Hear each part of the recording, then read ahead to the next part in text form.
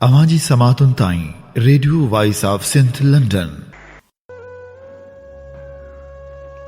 वेठो ॾिए ॾातार ॿधियो माणक मूड़ियूं, कम न ॼाणे कीन ॿियो विॼा जो वापार, लथो ॾुर्त ॾुकार जुंग सामाणी जखरे, भलारे भिट धणी जे भलारे बैत सां मुंहिंजो ही आवाज़ मुसाफ़िर radio voice of Sindh London त थी दुनिया जे कुंड कुड़छ ताईं जंहिंजा माॻ ॿुधिजे पियो उन्हनि मिड़नी महिरबाननि खे सिक भरियो सलाम शाल क़बूल पवे।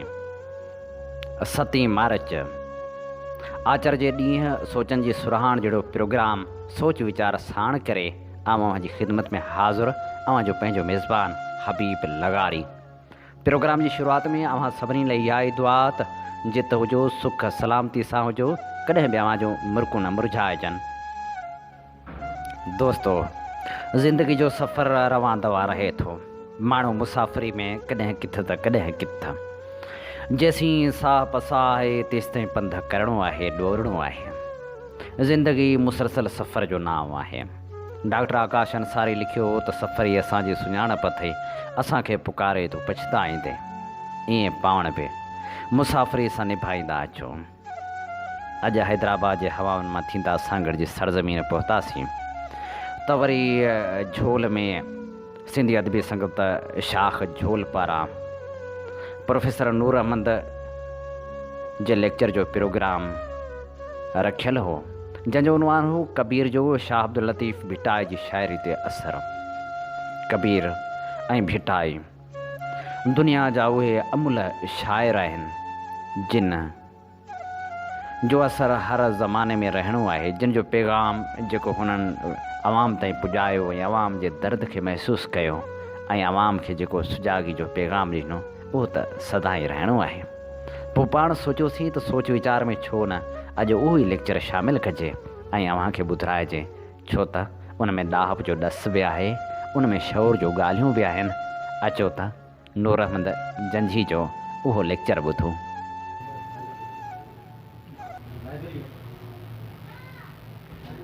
महिरबानी दोस्तों, साईं अलावर आयो भेण साहब ऐं हिन हाल में वेठल समूरा इल्मु अदब दोस्तो, तव्हां सभिनी ते सलाम।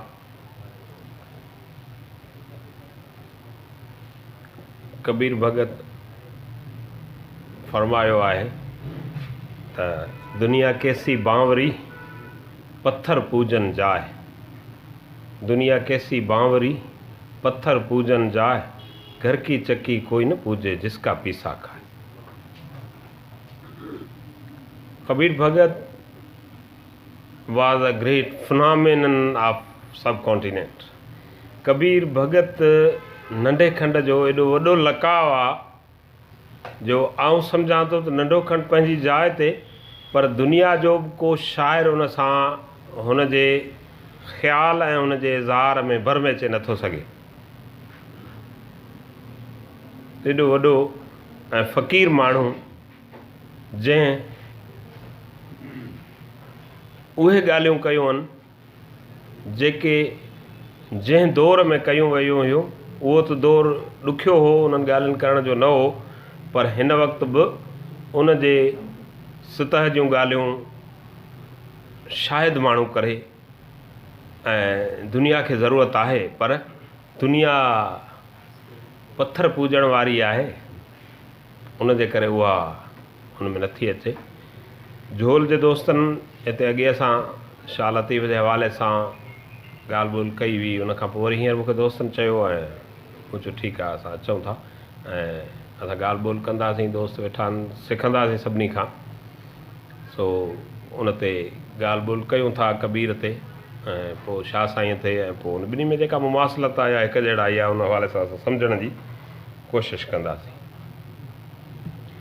कबीरा खड़ा बाज़ार में सबकी मांगे खैर, कबीरा खड़ा बाज़ार में सबकी मांगे खैर, ना किसी से दोस्ती ना किसी से बैर।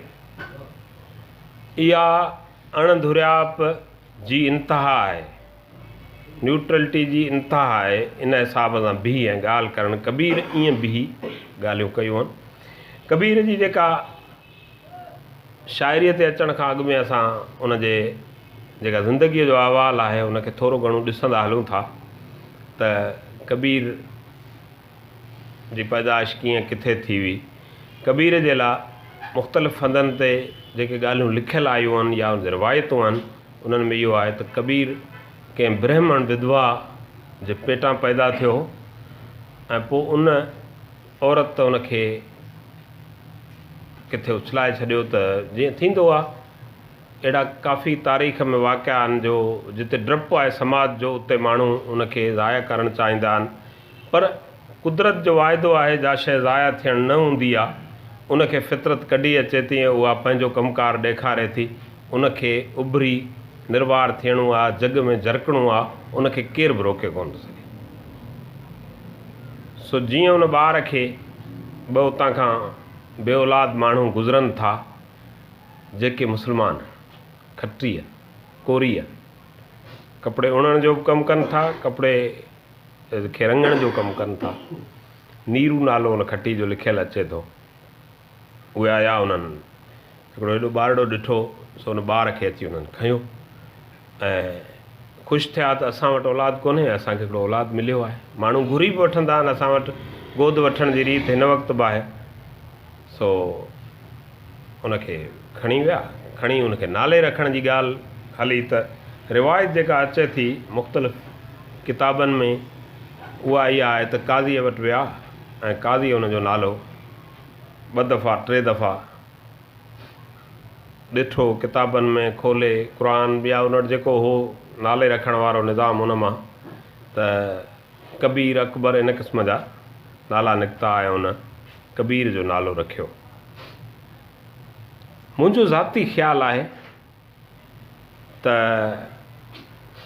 असां वटि नंढे खंड जे तारीख़ में काफ़ी नाला लिकल आहिनि, असुलु नाला ज़ाहिर न आहिनि।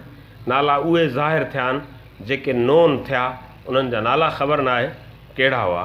मिसाल तौरु जीअं असांजो तारीख़ जो वॾे में वॾो वञाण मोहन जो दड़ो आहे, उनजो नालो छा हो ख़बर न आहे, पर खोटाईअ वारनि जीअं रखी ॾिनो अॼु ताईं नालो या उहो या उनजे टकरा में को ॿियो नालो हले थो, असुलु नाले जी ख़बर न आहे। चंद्रगुप्त मौर्य नंढे खंड जो वॾो बादशाह थी गुज़रियो आहे। मौर्य घराणे जो इंतिहाई वॾो माण्हू हो। उनजो नालो तारीख़ुनि में चंद्रगुप्त अचे थो, पर जेका चंद्रगुप्त जी लफ़्ज़ी माना आहे उनजो मतिलबु आहे लिकल चंड। नालो उनजो आउं सम्झां थो त को ॿियो हो जेको ज़ाहिर न थियो, उहो माण्हू वॾो माण्हू थियो ऐं इन नाले सां सुञातो वियो। ईअं कबीर नालो उनजो कबीर रखियऊं, कहिड़ो रखियऊं, पर कबीर जंहिं समाज में वॾो थियो ऐं जंहिं समाज में उनजी शाइरी वधी ऐं माण्हुनि जे दिलनि जी धड़कन बणी ऐं हर माण्हू उनखे ॻाइणु ऐं ॻाल्हाइणु लॻो, उते हू कवि वीर थी उभरियो आहे। ऐं कवि वीर जॾहिं वरी उनजी संधि थिए थी, हिकिड़ो ज़ुबान जो हिकिड़ो इस्तलाह आहे ग्रामर जो जंहिंखे संधि चइबो आहे, असिमिलेट, ॿ लफ़्ज़ गॾिबा आहिनि त पाण में मुदगम थी वेंदा, त उहो कवि वीर मां फिरी कबीर थी पवे थो, मुंहिंजो ज़ाती ख़्यालु आहे। ऐं उते कवि वीर जो मतिलबु इहो ई थिए थो त उहो बहादुर शाइर जेको एॾी जुरत सां चवे थो जंहिंजी केर बि जुरत उनजे दौर में कान थो करे, उनजे करे हू माण्हू कवि वीर सॾायो आहे। उनजी जेका तारीख़ अचे थी सन मुख़्तलिफ़ उन जा दोहा आहिनि हिकिड़े उनजे मुरीदनि जा, उन मां करे कढी वई आहे। मुख़्तलिफ़ किताब आहिनि, उन्हनि में मुख़्तलिफ़ तारीख़ूं अचनि थियूं, पर जेका संबत आहे उहा 1400 मथे कुझु ईअं संबत आहे ऐं पैदाइश जो वरी किन वटि 1440 साल आहे। पर उन ते का अहिड़ी अथॉरिटी ईअं न आहे त हरूभरू इहो साल हूंदो, उहो वरी बि अंदाज़ा आहिनि, पर उहो ज़मानो सिकंदर लोधीअ जो आहे। इहा ॻाल्हि पक जहिड़ी आहे। सो असां हरूभरू कबीर साहिब जो को सर्टिफिकेट ठाहिणु वञूं कोन था जे हुनजे एक्चुअल डेट खे एतिरो वरी तहक़ीक़ वारा अञा बि उन ते तहक़ीक़ कनि जीअं सही निकिरी अचे त कबीर साहिबु सिकंदर लोधीअ जे ज़माने में पैदा थियो ऐं कबीर साहिब जा जेके वॾा हमअसर ॿ माण्हू उन दौर जा आहिनि से स्वामी रामानंद आहे भक्ति तहरीक जो ऐं गुरु नानक आहे।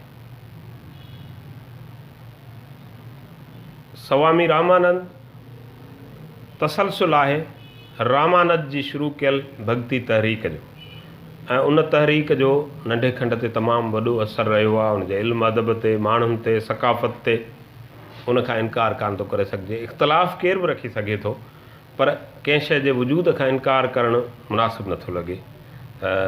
उनजो ॾाढो वॾो असरु रहियो आहे। उनजे ॼमण जो हंधु आहे उन ते बि ईअं ई थोरी कंट्रोवर्सी थी, तनाज़ो थियो। किन चयो त काशी आहे, किन चयो त मगर आहे, पर घणा जेके लेखक आहिनि, मुहक़िक़ आहिनि, उन्हनि जी राय आहे त उहो मगर में ॼाओ। मगर ऐं काशी गॾो गॾु आहिनि।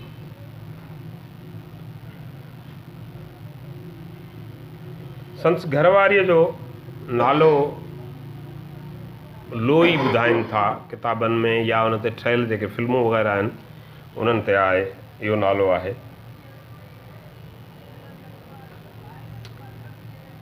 कबीर भगत जे बारे में ऐं उनजे असर जे बारे में मुख़्तलिफ़ माण्हुनि लिखियो आहे। कबीर वचनावली में सरस्वती सरनकैफ़ नाले वॾो राइटर आहे बनारस यूनिवर्सिटीअ जो, उन बि लिखियो आहे त कबीर भगत शुरूआत में नाथ पंथी जोगियुनि सां गॾु हलंदो, मुस्लमाननि सां गॾु हलंदो। हाणे कबीर भगत मुस्लमान जे घर में जंहिंजी पैदाइश माना पालना थिए थी, असुल त हुन पंहिंजा माइट न ॾिठा। जंहिं घर में पालना थी यकीनन उन घर जी जेका रहणी करणी हूंदी, जेको इल्मु हूंदो, ॻाल्हि ॿोल हूंदी, हू उते उहा सिखियो हूंदो। इहा फितरत आहे। ऐं कबीर ईअं अॻिते वधे थो, जोगियुनि सां वञे थो। जोगियुनि खां पोइ थींदे उन जो हिकिड़ो वाक़ियो अचे थो, उहो रामानंद हुनखे पंहिंजो मुरीद ठाहे थो या उहो मुरीद ठहणु वञे थो। पहिरीं हू नथो ठाहे पर पोइ वरी हुनखे मुरीद ठाहे थो। हिकिड़ो वाक़िया आहिनि उन में, उन्हनि जी तारीख़ी हैसियत खां वधीक रिवायती हैसियत आहे। सो कबीर भगत भक्ति तहरीक सां ॻंढिजी वियो, पर भक्ति तहरीक में ख़ुदि फ़िक्री तज़ादात हुआ, रामानंद जे फ़िक्र में ऐं रामानंद जे फ़िक्र में। कबीर भगत पंहिंजे शाइरीअ में रामानंद खे पंहिंजो गुरू मञियो आहे। ऐं कबीर भगत जॾहिं हुन पंहिंजे ॻाल्हाए थो त उन मां नज़र अचे थो त हू उन वक़्त जा जेके बि मज़हबी लाड़ा हलंदड़ हुआ या जेके नंढे खंड में रहंदड़ धुरियूं हुयूं, उन्हनि सभिनी जे बुनियादी इल्मनि खां वाक़ुफ़ु नज़र अचे थो। कबीर क़ुर खां वाक़ुफ़ु नज़र अचे थो, गीता खां वाक़ुफ़ु नज़र अचे थो, त ॿिया जेके सिखनि जो जीअं पंथ हो उन खां वाक़ुफ़ु नज़र अचे थो। ऐं उन सां गॾोगॾु कबीर उन्हनि टिनी पंथनि में मक़बूल नज़र अचे थो। जेका ॻाल्हि ॾाढी ॾुखी हूंदी आहे, माण्हू पंहिंजो पाण खे किथे बीहारे न सघंदा आहिनि। कंहिंजो केॾांहुं लाड़ो हूंदो आहे, कंहिंजो केॾांहुं लाड़ो हूंदो आहे। उन हिकिड़े लाड़े जे करे ॿी धुर उनखे ॿिए माण्हू जो माण्हू सम्झंदी आहे। त कबीर पंहिंजी उन न्यूट्रलिटी खे एतिरी बरक़रार रखी आहे या पंहिंजे उन आवाज़ खे उन एतिरो कुंवारो रखियो आहे जो उहे टिनी धुरनि हुनखे उन वक़्तु बि इज़त कई हुई। उन खां पोइ वक़्तु गुज़रियो आहे त बि टिनी धुरनि वटि इवन सिखनि जे मज़हबी किताबनि में बि काफ़ी हुनजो ज़िक्र आहे या शाइरी हुनजी मिलियल ॾिनल आहे। पर कबीर भगत जेके हुन जा फ़िक्री मुग़ालता आहिनि या फ़िक्री तज़ादात आहिनि भक्ति तहरीक जा, ख़ुदि हिकिड़े गुरू जी हिकिड़ी ॻाल्हि हुई, ॿिए गुरू जी थोरी ॿी ॻाल्हि हुई। उन्हनि खां अॻिते वधी कबीर वरी बि उन में थोरो घणो तरमीम करे वठे थो ऐं उन खां अॻिते निकिरे थो। छाकाणि त ज़माने में शयूं अॻिते वधनि थियूं, अॻिते वञनि थियूं, का बि शइ बीहे कान थी। जेका शइ अॼु आहे उन वटि पोयूं सदियुनि जो सॼो विरसो आहे, माज़ी सॼो उनखे तजुर्बे तौरु मिलियल आहे। ऐं हीअ जेका अॼु जी धुर आहे, अॼु जो माण्हू आहे, इहो जेकी ठाहींदो उहो हुन माज़ीअ खे मिलाए मुस्तक़बिल वरी मुंतक़िल कंदो ऐं माज़ीअ खां हाल बहितर ई हूंदो आहे। इहा अलॻि ॻाल्हि आहे, उन ते तनाज़ो तकरार थिए थो वेठल हाल जा माण्हू खे माज़ी जा माण्हू शायदि मञीनि न मञीनि, वॾी उमिरि जा माण्हू नौजवाननि खे इहो चवंदा आहिनि त अवी वात ॻाढ़ा छोकिरा आहियो, असां वटि वॾो तजुर्बो आहे, पर ईंदड़ ज़मानो उन्हनि वात ॻाढ़नि छोकिरनि जो हूंदो आहे। ईंदड़ ज़माने जी जीत आहे, ईंदड़ ज़मानो ई सभु कुझु ईअं आहे, ईअं अॻिते वधे थो, शयूं अॻिते वधनि थियूं, पोइ ते नथियूं वञनि। सो भक्ति तहरीक जे उन्हनि ॻाल्हियुनि खां हटी करे असां वरी अचूं था कबीर भॻत ते। त कबीर साहिबु ईअं अॻिते अचे थो ऐं उनजी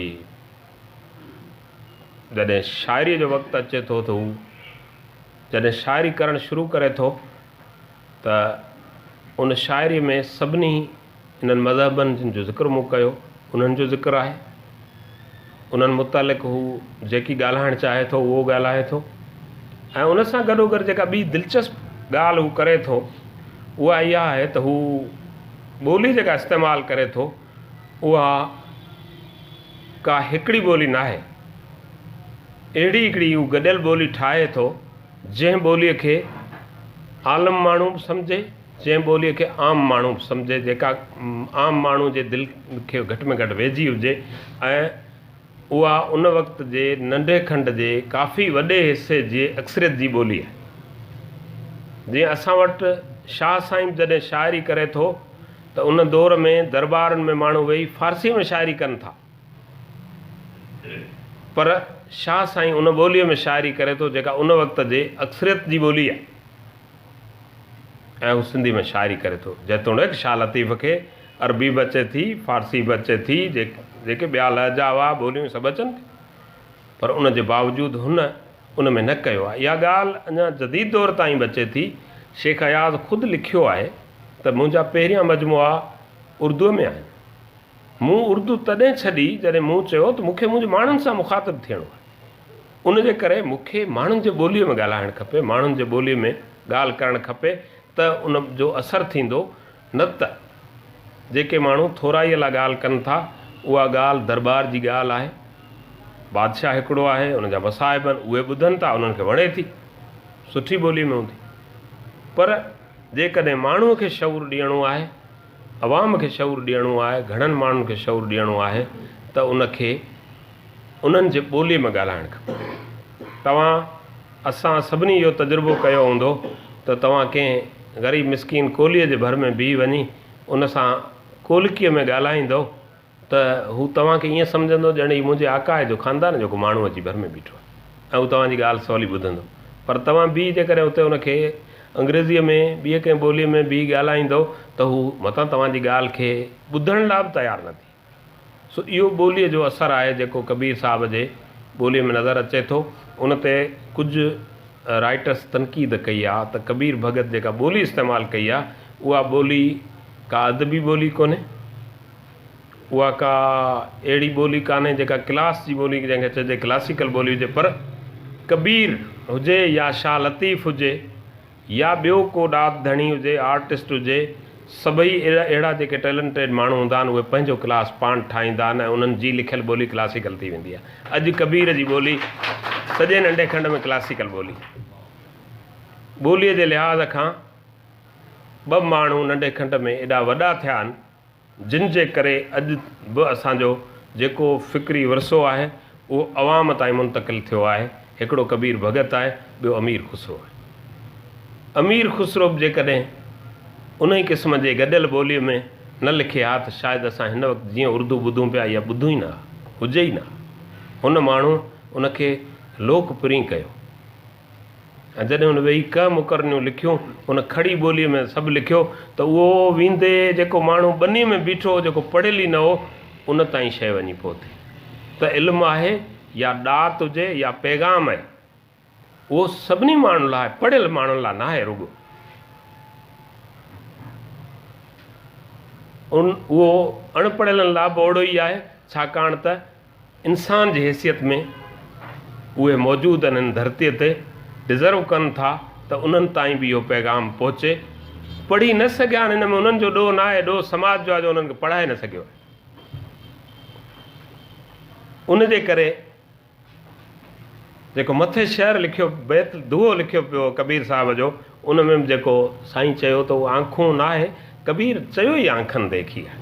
छाकाणि त जेको घटीअ जो माण्हू हो न उन इहा ॿोली ॻाल्हाई अथई।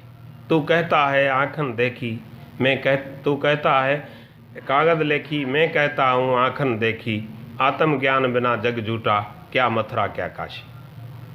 त ईअं हुन उहा हिकिड़ी जेका हरदिल अज़ीज़ ॿोली हुई, पोइ उन ॿोलीअ खे उन वक़्त में मञियो वियो या न मञियो वियो, पर उन ॿोलीअ में शाइरी कई आहे। ऐं ईअं हज़रत अमीर खुसरो बि जेका कई आहे उहा बि उन में कई आहे। त उहा तमामु घणनि माण्हुनि में मक़बूल थिए थी। दुनिया जे सभिनी ॿोलियुनि में तव्हां वञी ॾिसो जेको अदब लिखियलु आहे त घणे खां घणो मक़बूल उहो ई अदब आहे जेको आम ॿोलीअ में लिखियलु आहे। असांजे लोक गीतनि खां वठी यूनान जी ॾंद कथाउनि ताईं समूरियूं शयूं इन जे करे मक़बूल थियूं आहिनि जो उहे आम लहजे में, आम उचार में, आम आवाज़ में लिखियूं वयूं हुयूं। आलम वञी उनजो तत कंदा, आलम वञी उनजो तजियो कंदा, इहा इन ॻाल्हि जी इजाज़त पई आहे, पर पैगाम ॾियणो आहे त उहो आम माण्हू जे ॿोली में वञे थो। उनजे करे कबीर साहिब जे ॿोलीअ खे को लिसानियाती बुनियादनि ते उनखे का परखण जी या फ़लसफ़ाणनि बुनियादनि ते परखण जी ज़रूरत कान्हे। उहो पैगाम जी ॿोली आहे ऐं हू जेतिरो वधि में वधि माण्हुनि ताईं पैगाम पुॼाए सघियो आहे ओतिरो हुन पैगाम पुॼायो आहे। रूमी साहिब जो शेर आहे त शाइरी जुज़वस्त अज़ पैगम्बरी, शाइरी जुज़वस्त अज़ पैगम्बरी, जाहिलानश कुफ़र दानद अज़ खरी। शाइरी पैगम्बरीअ जो हिसो आहे, पैगाम ॾिए थी, मैसेज पहुचाए थी। उनखे ख़बर न आहे छो माण्हू ईअं सम्झनि था। सो इहा उन ॿोली इस्तेमालु कई आहे। कबीर भगत वर्बल हेरिटेज जो माण्हू रहियो आहे, ॻाल्हाइण वारी जो विरसो असांजो जेको आहे, ऐं दुनिया जा सभई इल्म उनजो बुनियादु उन ते आहे। कॾहिं कॾहिं तारीख़ में अची मुग़ालता थियनि था, तव्हां असां सभिनी खे इन ते सोचणु खपे। लिखियलु लफ़्ज़ मोहतरम आहे, उनजी दस्तावेज़ बंदी थिए थी, पर इंसान जी या इंसान जे इल्म जी जेका तारीख़ आहे या इंसान जे कलमबंदीअ जी जेका तारीख़ आहे उहा इंसान जे दिलबंदीअ मां शुरू थी थिए। माण्हू दिलि सां शयूं सांडियूं आहिनि तॾहिं हेसि ताईं हली सघियो आहिनि। जंहिं वक़्त में प्रेस ऐं पनो ई न हो त उन वक़्त जो बि इल्मु असां ताईं कीअं पहुतो आहे।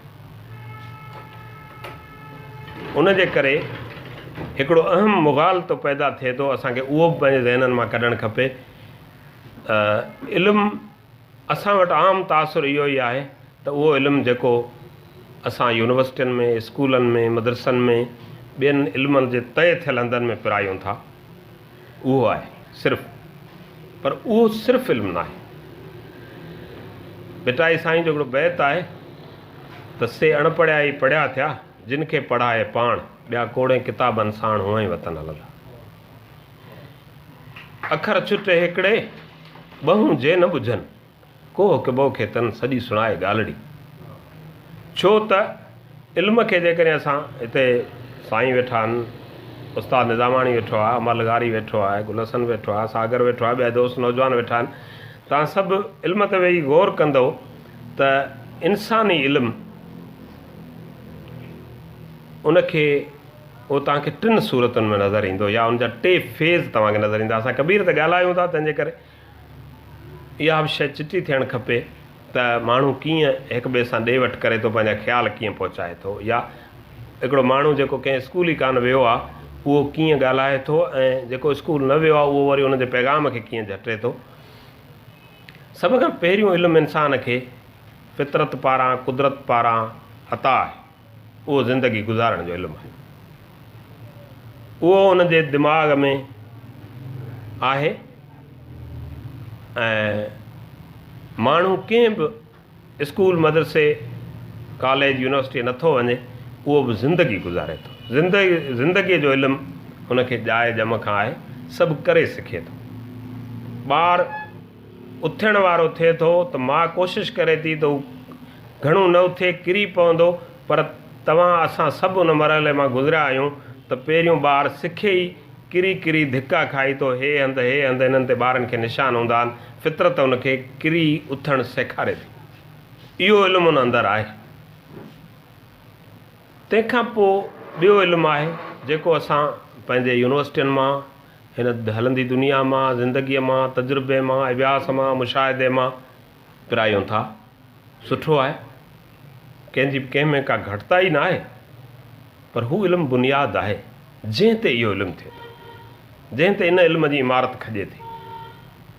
तव्हां नोट कयो हूंदो त हिकिड़े क्लास में 50 ॿार अचनि था ऐं साईं अमर जहिड़ो उस्ताद बि उन्हनि खे जॾहिं अंग्रेज़ी अदब पढ़ाए थो, साॻी मौज़ू ते पढ़ाए थो, पर उहे 50 ॿार हर को अलॻि पंहिंजे दिमाग़ आहर में मैसेज खे खणी वञे थो। पढ़ाइण वारो बि साॻी आहे, कोर्स बि साॻी आहे, मौज़ू बि साॻी आहे, इदारो बि साॻी आहे, पर हर कंहिंजी जेतिरी फाउंडेशन आहे, इमारत उन मथे एतिरी ठहे थी। इहो ॿियो इल्मु आहे। ऐं टियों इल्मु इंसान जो उत्तम इल्मु आहे। जे उहो न हुजे हा त हीअ दुनिया अॻिते न वधे हा, बीह रहे हा, जानवर वांगुरु हुजे हा। छाकाणि त एतिरा इल्म जानवरनि खे बि आहे। तोते खे ॿोलणु सेखारियूं था त ॿोले थो, आदर भाह करे थो, खाधो खाए थो, नसुल वधाए थो। कुतो, ॿिली, सभु काफ़ी शयूं, उठ, घोड़ो, डांसूं, नाच कनि पिया, हिकिड़ो सिखण जो उन्हनि जो बंदि आहे। टियों जेको ऐं उत्तम इल्मु इंसान जो आहे, जंहिं इंसान खे हेसि ताईं पहुचायो आहे ऐं अञा अॻिते अलाए किथे वठी वेंदो, उहो इश्क़ु आहे। ऐं जे इश्क़ु न हुजे हा त माण्हू हिननि जानवरनि खां मुख़्तलिफ़ न हुजे हा। इश्क़ु उहो इंसान जो लिकल जोहर आहे, या उन लिकल जोहर खे पधिरे करण जो उहो इल्मु आहे जेको इंसान खां इम्कान खां अॻिते ॻाल्हियूं कराराए थो। माण्हू जेकॾहिं इम्कान खां अॻिते न वधे हा त वधी न सघे हा। दुनिया अॼु खां हज़ारे वरे अॻु जिते बीठी हुई उते ई बीठी हुजे। तव्हांखे रुॻा आशिक़ उहे नज़र ईंदा त जिन शाइरी कई हुजे, जिन अहिड़ियूं ॻाल्हियूं कयूं हुजनि, जिन जो ॾंद कथाउनि में ज़िक्र हुजे, पर ईअं न आहे। दुनिया जा सभई साइंस सां ऐं टेक्नोलॉजीअ सां लाॻापियल माण्हू तव्हांखे पंहिंजे परमेश आशिक़ नज़र ईंदा। जेकॾहिं उहे उन पंहिंजे ॻाल्हि सां इश्क़ न कनि हा त यकीनन उहे ईजादूं, उहे दरियाफ़तूं न थी सघनि। तव्हां हींअर असां जहाज़ ॾिसूं था, असां मां केतिरनि माण्हू जहाज़ में सफ़र बि कयो हूंदो। 800 माण्हू चढ़नि था, 400 माण्हू चढ़नि था, पर ऑर्वल राइट ऐं विल्बर राइट जो पहिरियों ठाहियल जेकॾहिं जहाज़ जो ढांचो, आउं उनखे ॾिसी आयो आहियां जिते हू बीठो आहे म्यूज़ियम में, ऐं उनखे जेकॾहिं तव्हां ॾिसो त तव्हांखे त हिकिड़े चरे माण्हू जो ठाहियल हिकिड़ो ढांचो नज़र अचे थो, पर उन्हनि जे पागलपणु हो, उन्हनि जो इहो इश्क़ु हो, जंहिं कुझु सेकंडनि लाइ मथे माण्हू रहियो त माण्हू जंहिं ईमान खे पको करे छॾियो त असीं हाणे सवें मैल सवें कलाक मथे रही सघूं। इहो इश्क़ु आहे। इहो टियों इल्मु आहे इंसान जो जेको उत्तम इल्मु आहे, ॿिन्ही खां मथे आहे। त कबीर साहिब ते वरी असीं अचूं था त उनजी शाइरी ऐं ॻाल्हि ॿोल उन ते तहक़ीक़ करण लाइ सभ खां पहिरियों सुठो किताबु नंढे खंड में जेको लिखियो वियो सो टैगोर साहिबु लिखियो। टैगोर ख़ुदि असांजे नंढे खंड जो तमामु वॾो माण्हू आहे, नोबल इनाम हुनखे मिलियल आहे। हुन वॾो शाइर हो, वॾो लेखक हो ऐं वॾो तालीमदान माण्हू हो। ऐं अहिड़ा माण्हू सदियुनि में पैदा थियनि था, जंहिं माण्हू वणनि हेठिया वेही सवें नंढे खंड जा माण्हू पढ़ाया, जिन मां सिंध जा माण्हू बि हुआ, सोभे ज्ञानचंदाणी जहिड़ा माण्हू बि हुआ, जंहिं अची सिंधू नदीअ ते बीह टैगोर साहिबु बि ॻाल्हियूं कयूं, उहे किताबनि में आहिनि। त टैगोर साहिबु पहिरियों किताबु लिखियो आहे जेको सांग्स ऑफ कबीर जे नाले सां आहे, उहो आहे। उनखां पोइ ॿिया बि काफ़ी किताब ॿिया लिखिया विया आहिनि, पर वरी हिकिड़ी सुठी तहक़ीक़ हिकिड़ी आई, उहो पंडित हरि प्रसाद लिखियो आहे कबीर वचनावली जे नाले सां, उहो मक़बूल आहे। उन देवनागरी रस्मुल ख़त में बि लिखियलु आहे, त उर्दू वारे रस्मुल ख़त में बि लिखियलु आहे, सभु माण्हू पढ़नि था। ऐं उनखां पोइ हिकिड़ो सिलेक्टेड तर्जुमो जेको मुंहिंजे नज़र मां गुज़रियो, 20-30 मूं ॾिठा आहिनि मुख़्तलिफ़ माण्हुनि जा लिखियलु कयल तर्जुमा या एडिटिंग। उन मां सिर्फ़ु उन्हनि जो ज़िक्र करियां थो जेके कुझु वधीक अञा बहितरु आहिनि। उहो अली सरदार जाफ़रीअ जो आहे कबीर वाणी, ऐं हुन मीरा जो बि कयो आहे, उहो ॾाढो सुठो आहे। ऐं कबीर वाणी में हुन डिस्कस कयो आहे सॼो भक्ति तारीख़ वग़ैरह हुन ते। सो कबीर भगत जे सॼे पैगाम जो बि जेको महवर आहे उहो इश्क़ आहे। ऐं उन इश्क़ जो जेको अक्स आहे या उनजो मुखातिबु आहे, उहो या त इहा सॼी फितरत आहे या इंसानु आहे। इन खे नज़र में रखी हुन ॻायो ऐं ॻाल्हायो आहे। जेका शइ उन जे टकराव में आई आहे उन ते हुन तनक़ीद कई आहे। या उन ते जेकी उन पंहिंजे ज़ुबान सां या पंहिंजे अंदाज़े में लिखण जी कोशिशि कई आहे। हाणे असां थोरो उन पस मंज़र ते वञूं था। जीअं मूं तव्हांखे अर्ज़ु कयो त सिकंदर लोधी साहिब जे दौर में कबीर साहिबु थियो आहे। रिवायतुनि उन्हनि ॻाल्हियुनि खां हटी करे त कबीर साहिब जंहिं दौर जो शाइर आहे उन वक़्त में बि मज़हबी टकराव, मुख़्तलिफ़ माण्हुनि में मुख़्तलिफ़ शयूं इहे ईअं हलंदड़ हुयूं उन समाज में। हमेशह लाइ फितरत इनकलाबी माण्हुनि खे तॾहिं जनम उन मोड़ ते अची ॾींदी आहे जिते दुनिया खे ज़रूरत हूंदी आहे। हिकिड़ी माण्हुनि जी ज़रूरत आहे, ॿी ख़ुदि फितरत जी ज़रूरत आहे। फितरत पंहिंजी ज़रूरत खे पाण सम्झे थी, माण्हू पंहिंजी मर्ज़ी सां हलंदा रहनि था। कॾहिं कॾहिं 100 कोशिशूं कंदा आहिनि, उहा कोशिशि बि कामयाबु न वञी सघंदी आहे, पर फितरत कॾहिं कॾहिं सफ़ा अहिड़े ऋण वाह मां हिकिड़ो अहिड़ो ॿूटो पैदा करे छॾींदी आहे जेको सॼी दुनिया लाइ छांव थी पवंदो आहे। त ईअं कबीर साहिबु उन वक़्त में आयो ऐं उन वक़्त में भक्ति तहरीक जो असर बि हो, तसवुफ़ बि कंहिं सूरत में किथां कीअं हो, पर समाज में जेके मुख़्तलिफ़ अक़ीदा हुआ उन्हनि अक़ीदनि में टकराव या इन क़िस्म जे शयुनि जी हिकिड़ी पैदा थी पई। जॾहिं माण्हू ग़ैर ज़रूरियत तां कंहिं बि ॻाल्हि खे ज़ोर ॾींदो ऐं ॿिए जी ॻाल्हि खे जॾहिं सफ़ा ग़लति सम्झंदो आहे तॾहिं टकराव पैदा थी पवंदो आहे। माण्हू समाज में सभु इंसाननि हिन धरतीअ ते सभु जीत ॼणा जेतिरा रहनि था, सभिनी जी गुंजाइश आहे, सभिनी खे का सहप हुअणु खपे, माण्हू में का सहप हुजे।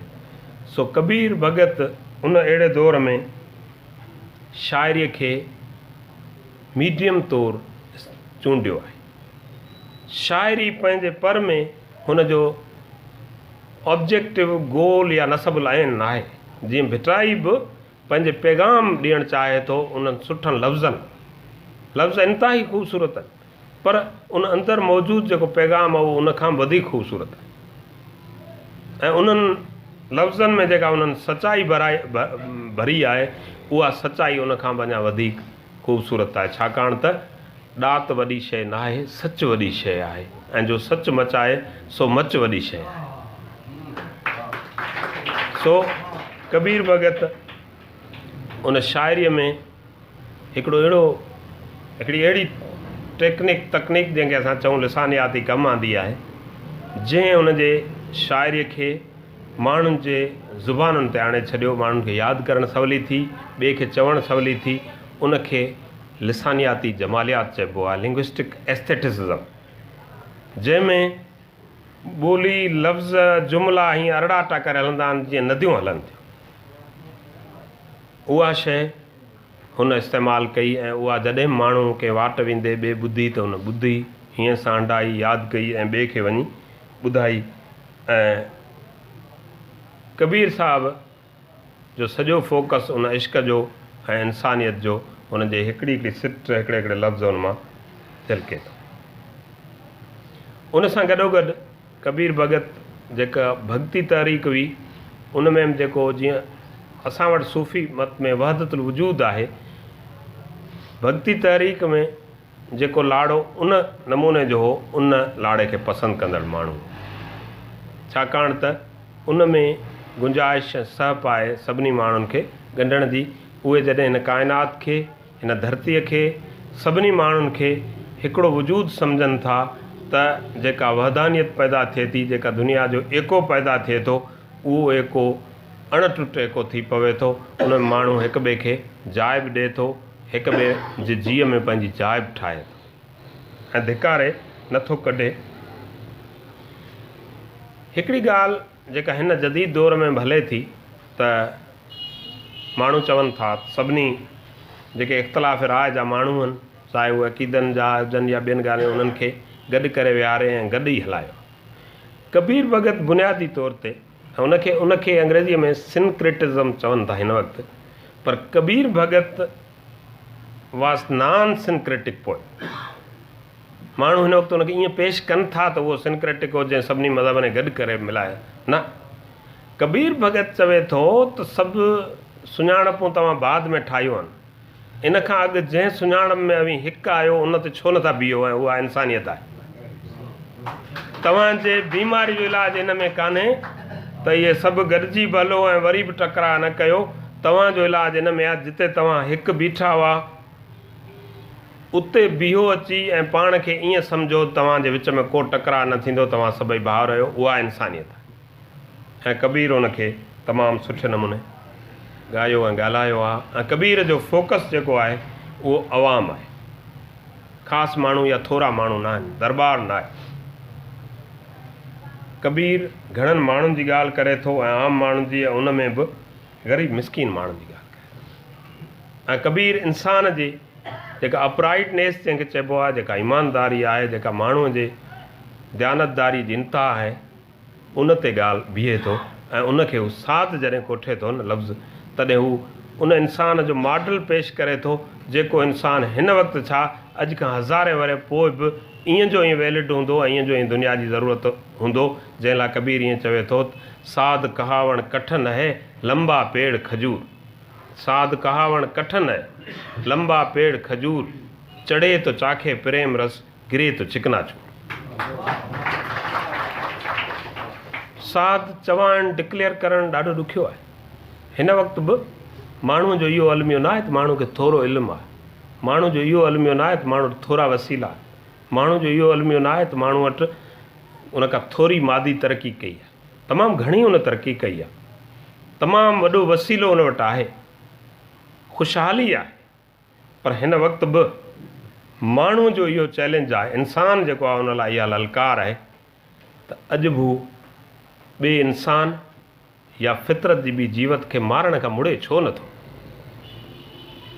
इहा ॻाल्हि सिर्फ़ु साध माण्हू बचाए सघे थो जंहिंजो एॾो अपराइट कैरेक्टर हुजे। बाक़ी ॿियो को बि माण्हू न। ॿियो माण्हू जॾहिं ताक़त में अचे थो तॾहिं हू ॿियनि जे ज़मीनुनि ते कब्ज़ा करे थो, ॿियनि जे मुल्कनि ते कब्ज़ा करे थो, ॿिया माण्हू मारे थो। अॼु बि दुनिया मथे जंग छो थी हले? माण्हू सभु पढ़ियल आहिनि, माण्हू सभु सम्झू आहिनि, बेसम्झ कोई न आहे। जंहिंखे ॿार वांगुरु वेही हितां हथु ॾेई सम्झाइजे बाबा तूं इहा तीली न ॿार, इहा लॻंदी सभिनी खे ख़बर आहे, तीली ठाहिण वारा बि उहे आहिनि, तीली ॾियण वारा बि उहे, छो नथा मुड़नि? अॼु बि माण्हू उन हैवानियत में छो आहे? माण्हू अॼु बि इंसान थियण लाइ इंसानियत तड़पे थी, इंसान खे इंसान थियणो पवंदो। कबीर जो पैगाम इहो आहे, शाह लतीफ़ जो पैगाम इहो आहे।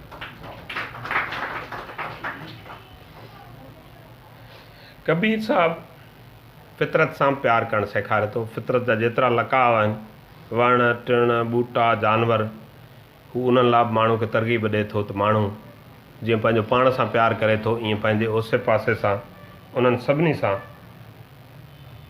प्यारु करे।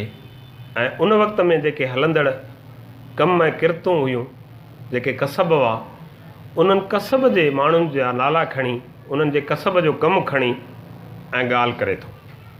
लोहार जी करे, सोनारे जी करे, वाढे जी करे, ॿिए कंहिं माण्हू जी किरत वारे जी करे। जीअं शाह लतीफ़ बि सोनारे जी ॻाल्हि करे थो, वाढे जी करे थो, लोहार जी करे थो, कोरी जी करे थो। माण्हू कसब वारे माण्हू खे ॾिसी इन्हनि एॾनि इंतिहाई माना अजगर क़िस्म जे ज़हीन माण्हुनि उन्हनि खे छो रेफर कयो? इहो ख़ुदि असांजे अदब जो सुवालु आहे, सॼी दुनिया जे अदब जो। त माण्हू भला हुन बादशाह खे छो न कयो? या अहिड़ो ॿियो को इन्फ्लुएंशियल माण्हू ॿिनि सिंगनि वारो हलियो पियो, उनखे हुन छो न कयो? हिकिड़ो मिसकीन लोहार जेको वेठो हो, उन लाइ हुन छो कयो? शाह लतीफ़ ईअं छो चयो त कड़ो मंझि कड़े लोहारनि लपेट, कड़ो मंझि कड़े जीअं लोहारनि लपेटियो, मुंहिंजो जीव जड़े तीअं सुपेरियां सोगो। त इहा ॻाल्हि ख़ुदि अहमियत जोगी ऐं तहक़ीक़ जोगी आहे। ऐं उन लाइ जेको मुंहिंजो ज़ाती ख़्यालु आहे या मूं जीअं हुनखे सम्झियो आहे, उहो इहो आहे त जीअं त इहो समूरो अमल जंहिंमें किरत थिए थी, कसब थिए थो, चाहे उहो लोहार जो उन वक़्त जो कमु हुजे, सोनारे जो कमु हुजे, वाढे जो कमु हुजे, कोरीअ जो कमु हुजे, राज़े जो कमु हुजे, उहो हिकिड़ी घड़ीअ जो न आहे। हिकिड़ो पूरो मरहलेवार अमल आहे, जंहिंखे प्रोसेस चइजे थो अंग्रेज़ीअ में। हिकिड़ो पूरो मरहलेवार अमल आहे। बुढ़ीअ खां ॻाल्हि हले थी वञी पूरी शइ ठाहिण ताईं, तकमील ताईं पहुचे थी। इन में इंसान जी नफ़्सियात जा जेतिरा मरहला झलकनि था न, उहे मरहला वरी बि इंसान खे पंहिंजे जेको अंदर जो तड़पंदड़ इंसान आहे, जेको ॼाणणु चाहे थो ऐं अॻिते वधणु चाहे थो, उनजो को अक्स ॾेखारीनि था। सहे जीअं सांदाण धकनि मथे धकड़ा, इहा तकलीफ़ उन शइ ॾिसण सां घर में वेहण सां ई महसूसु करे सघिजे थी। बाक़ी ख़ाली लफ़्ज़ ॿुधण सां आउं सम्झां थो त हुनखे महसूसु ई कान थो। कीअं ॿारियो उझाईन उझायो ॿारीन, लोह खे पाणी ॾियण जो जंहिं अमल ॾिठो हूंदो उनखे ख़बर आहे न त कीअं उहो ॻाढ़ो लोह करे कढे थो, वरी पाणी थो ॾे, वरी रिझाए थो, वरी पाणी ॾिए थो, जीअं उहो टुटे न। ॿारियो उझाईन उझायो ॿारीन, मूंखे था मारीन लुहा लुहारनि। त प्रोसेस जो जेको बि अमल आहे उहो इन्हनि माण्हुनि खे मोहित कंदो हो ऐं उन अमल जे करे हुननि ज़िंदगीअ जो उहो अक्स, ख़ूबसूरत अक्स जेको पंहिंजे मन में ॾिठो उनखे उन्हनि जे मार्फत बयानु करण जी कोशिशि कई। दुनिया जी मिथोलॉजी साईं वेठो आहे, ग्रीक मिथोलॉजी खे जेकॾहिं असां खणूं त बादशाहनि जी तारीख़ हूंदी, बादशाह किरदार हूंदा, ॿियनि तहज़ीबुनि जी तारीख़ आहे, बादशाहनि जा किरदार हूंदा। पर असांजी देवमाला जेका आहे उन लाइ असांखे फ़ख़ुरु आहे त उहा आम माण्हू जी देवमाला आहे। ऐं आम माण्हू उहो आहे जंहिं लाइ फैज़ साहिबु चयो त जो तुम बि और जो मैं।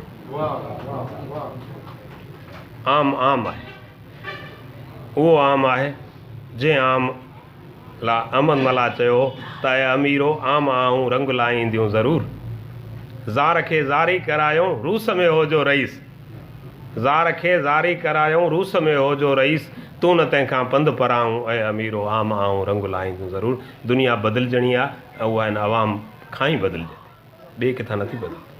त कबीर साहिबु वारनि, कबीर भगत ख़ुदि आम माण्हुनि जी ऐं अवामी ज़िंदगीअ जी तर्ज़ ज़िंदगीअ खे बयानु कयो आहे ऐं शाइरीअ खे हिकिड़े सगारे वसीले तौरु उन में कमु आंदो आहे। हाणे असां चऊं था शाह साईं ते, असांजो न रुॻो सिंधी ॿोलीअ जो शाइरु आहे पर ख़्याल जे लिहाज़ खां ऐं उनजी जेका नियारप आहे, कबीर भगत जो अंदाज़ बयान इज़हार अलॻि आहे, हुनजो अलॻि आहे। ख़्याल जी दुनिया में ऐं ख़्याल जे प्रेज़ेंटेशन जे दुनिया में जेका शाइरी मूं दुनिया जी पढ़ी आहे उन शाइरीअ में अंग्रेज़ी शाइरी आहे, फ़ारसी शाइरी आहे, ॿी बि कुझु ॿोलियुनि जी शाइरी हूंदी, पर शाह लतीफ़ जे साम्हूं केरु नथो बीह सघे। इहा अलॻि ॻाल्हि आहे, हुनजी ज़ुबान खे उहा अहमियत, ओतिरी ॻाल्हि, उहा शइ ईअं न मिली सघे जीअं दुनिया जे ॿियनि ॿोलियुनि खे आहे। हिन वक़्तु दुनिया जंहिं ॻाल्हि ते हले थी न उहो हिकिड़ो पॉपुलिस्ट डिस्कोर्स आहे। माण्हू मशहूरीअ जे चकर में, घर ॿारे ॾीओ ॾेखारण वारे चकर में। शाह लतीफ़ ईअं न कयो। शाह लतीफ़ उन वक़्तु बि कंहिं बादशाह, कंहिं दरबार, कंहिं अहिड़े पॉपुलिस्ट डिस्कोर्स जो हिसो न थियो। शाह लतीफ़ अवाम जो डिस्कोर्स हो, जंहिं जेका बि ॻाल्हि ऐं जंहिं रूप में कई उहा उन रूप में कई त अॼु खां 500 वरह पोइ, 1000 वरह पोइ उन ॻाल्हि ऐं ख़्याल जी अहमियत कीअं रहंदी, इहा मुंहिंजी क़ौम, इहे माण्हू उन्हनि लफ़्ज़नि खे खणी कीअं वक़्तु कटींदा। शाह लतीफ़ पंहिंजे शाइरीअ में इहो जज़्बो, इहो सचु भरियो आहे। किनी किनी माण्हू ऐं गूंदर वॾी वथ, दुनिया में हर माण्हू सूर खां लाराए, पर शाह लतीफ़ सूर खे किरदार करे पेश करे थो त किनी किनी माण्हू ऐं गूंदर वॾी वथ, ॿधी गोॾ गरथ साटो कजे सूर जो। हू माण्हूअ खे उन सूर खे तोड़ करणु, उनजो सामान करणु पंहिंजे सफ़र जो सम्झाए थो। त आउं सम्झां थो इन खां वॾी ॿियो केरु ॻाल्हि करे। माण्हू लाइ सभ खां ॾुखी ॻाल्हि सूर तकलीफ़ आहे। त शाह लतीफ़ जी जेका शाइरी आहे उन जा बि बुनियादी जेके तसवुर आहिनि, इश्क़ आहे, इंसानियत आहे, वहदत आहे ऐं फितरत सां प्यार आहे, वचन वाबस्तगी आहे, जेका कमिटमेंट जंहिंखे अंग्रेज़ी में चइजे थो, जदोजहद आहे, स्ट्रगल आहे, क़ुर्बानी आहे, सेक्रीफाइस आहे। असां हिन हिकिड़ी शइ ते जेकॾहिं वेही ॻाल्हायूं त हिकिड़े थीम ते लेक्चर थी वेंदो। बिटाई ख़ुदि एॾो वॾो माण्हू आहे, एतिरो वॾो हुनजो ख़्यालु आहे। तरजीह ऐं चूंड आहे, प्रायोरिटाइज़ेशन आहे ऐं चॉइस आहे, वतन जी हुब आहे, अकुल ऐं ॾाहप आहे ऐं सभ खां वॾी शइ हिन वक़्तु दुनिया जंहिं लाइ सरगर्दान आहे, करोड़ें अरबें डॉलर ख़र्च थियनि था, उहो आलमी अमुन आहे ऐं लतीफ़ 400 वरे अॻु बि जेको आलमी अमुन जो तसवुरु ॾिनो आहे हिन वक़्तु पोइ दुनिया लाइ ओॾी ख़ूबसूरत आहे। वहदत जी जॾहिं असां ॻाल्हि करियूं था त भिटाई उन ई सॼी काइनात दुनिया खे फितरत खे कीअं हिकु सम्झे थो। वहदतां कसरत थी कसरत वहदत कुल हक़ु हक़ीक़ी हेकिड़ो ॿोलीअ ॿियमि भुल हीउ हुला चो हुल बिला असंदो सॼण। इश्क जी ॻाल्हि जे कजे थी त उहा बि हुन एॾी उत्तम नमूने सां कई आहे त इश्क न आहे रांदि जो खेॾनिसि था गभरू सिसी नेज़े पांद उछल ॿ थी। माना इश्क जो 12 किताब जेको पहिरियों आहे उहो सिसी लाहिणु इन खां पोइ इश्क जो सबक़ु शुरू थो थिए। त छा त इश्क जो तसवुरु आहे। दुनिया जे तव्हां अदब में वञी पढ़ंदव न त तव्हांखे इश्क जो तसवुरु कंहिं औरत सां कंहिं ॿिए सां उन सां ईअं इनत ताईं मिलंदो, इन खां मथे थोरो घणो किथे वेंदो हूंदो न त हीउ उहो इश्क आहे जंहिंजी मूं पहिरीं तव्हां सां अर्ज़ु कयो त इंसान जो टियों इल्मु इश्क आहे उत्तम आहे सभिनी खां। जे इश्क न हुजे हा त माण्हू उठ पेर ठाहे वेही रहिया, माण्हू चुरी न सघे हा, हली न सघे हा। इश्क माण्हू खे अॻिते वठी वियो आहे। फितरत सां प्यारु आहे। भिटाई जेॾो हुनजो इज़हार कयो आहे एतिरो शायदि कंहिं कयो हुजे। जर थर तिख तंवार वणटण वाई हिकिड़ी जाग्राफी ॻोल्ह त बि मिले थी पढ़ाॾो सोई सॾु वर वाईअ जो जेल आहे। फिज़िक्स ॻोल्ह त बि मिले थी। तसवुरु आहिनि, शाइर पंहिंजे हिसाब सां चवंदो न, शाइर साइंसदान वांगुरु न ॻाल्हाए। जर थर तिख तंवार वणटण वाई हिकिड़ी सभई शइ थिया सूर्य सज़ावार हम मंसूर हज़ार कहिड़ा चाढ़ियो चाढ़ी। त ईअं पैगाम ॾिबो आहे। वचन वाबस्तगी आहे। तव्हां हुनजे सभिनी सूरमन ऐं सूरमनि जी जे वचन खे ॾिसो त तव्हांखे इंसानी नफ़्सियात जो आला तरीन मिसाल नज़र ईंदो। पोइ चाहे उहा मारी हुजे, चाहे उहा ससुई हुजे, चाहे उहा मूमल हुजे, मोरडो मीर बर हुजे, केर बि हुजे, जेतिरा हुन किरदार ॻाया आहिनि उनमें जॾहिं हू वचन जी वेही ॻाल्हि करे थो त एतिरी मथे ॻाल्हि करे थो जो माण्हू उन पैगाम लाइ वाजाइनि था। हींअर बि माण्हुनि खे उन शइ जी ज़रूरत आहे। दुनिया ते इन ॻाल्हि जी डिस्कस हले थी त सवाइ कमिटमेंट जे कुझु न थींदो।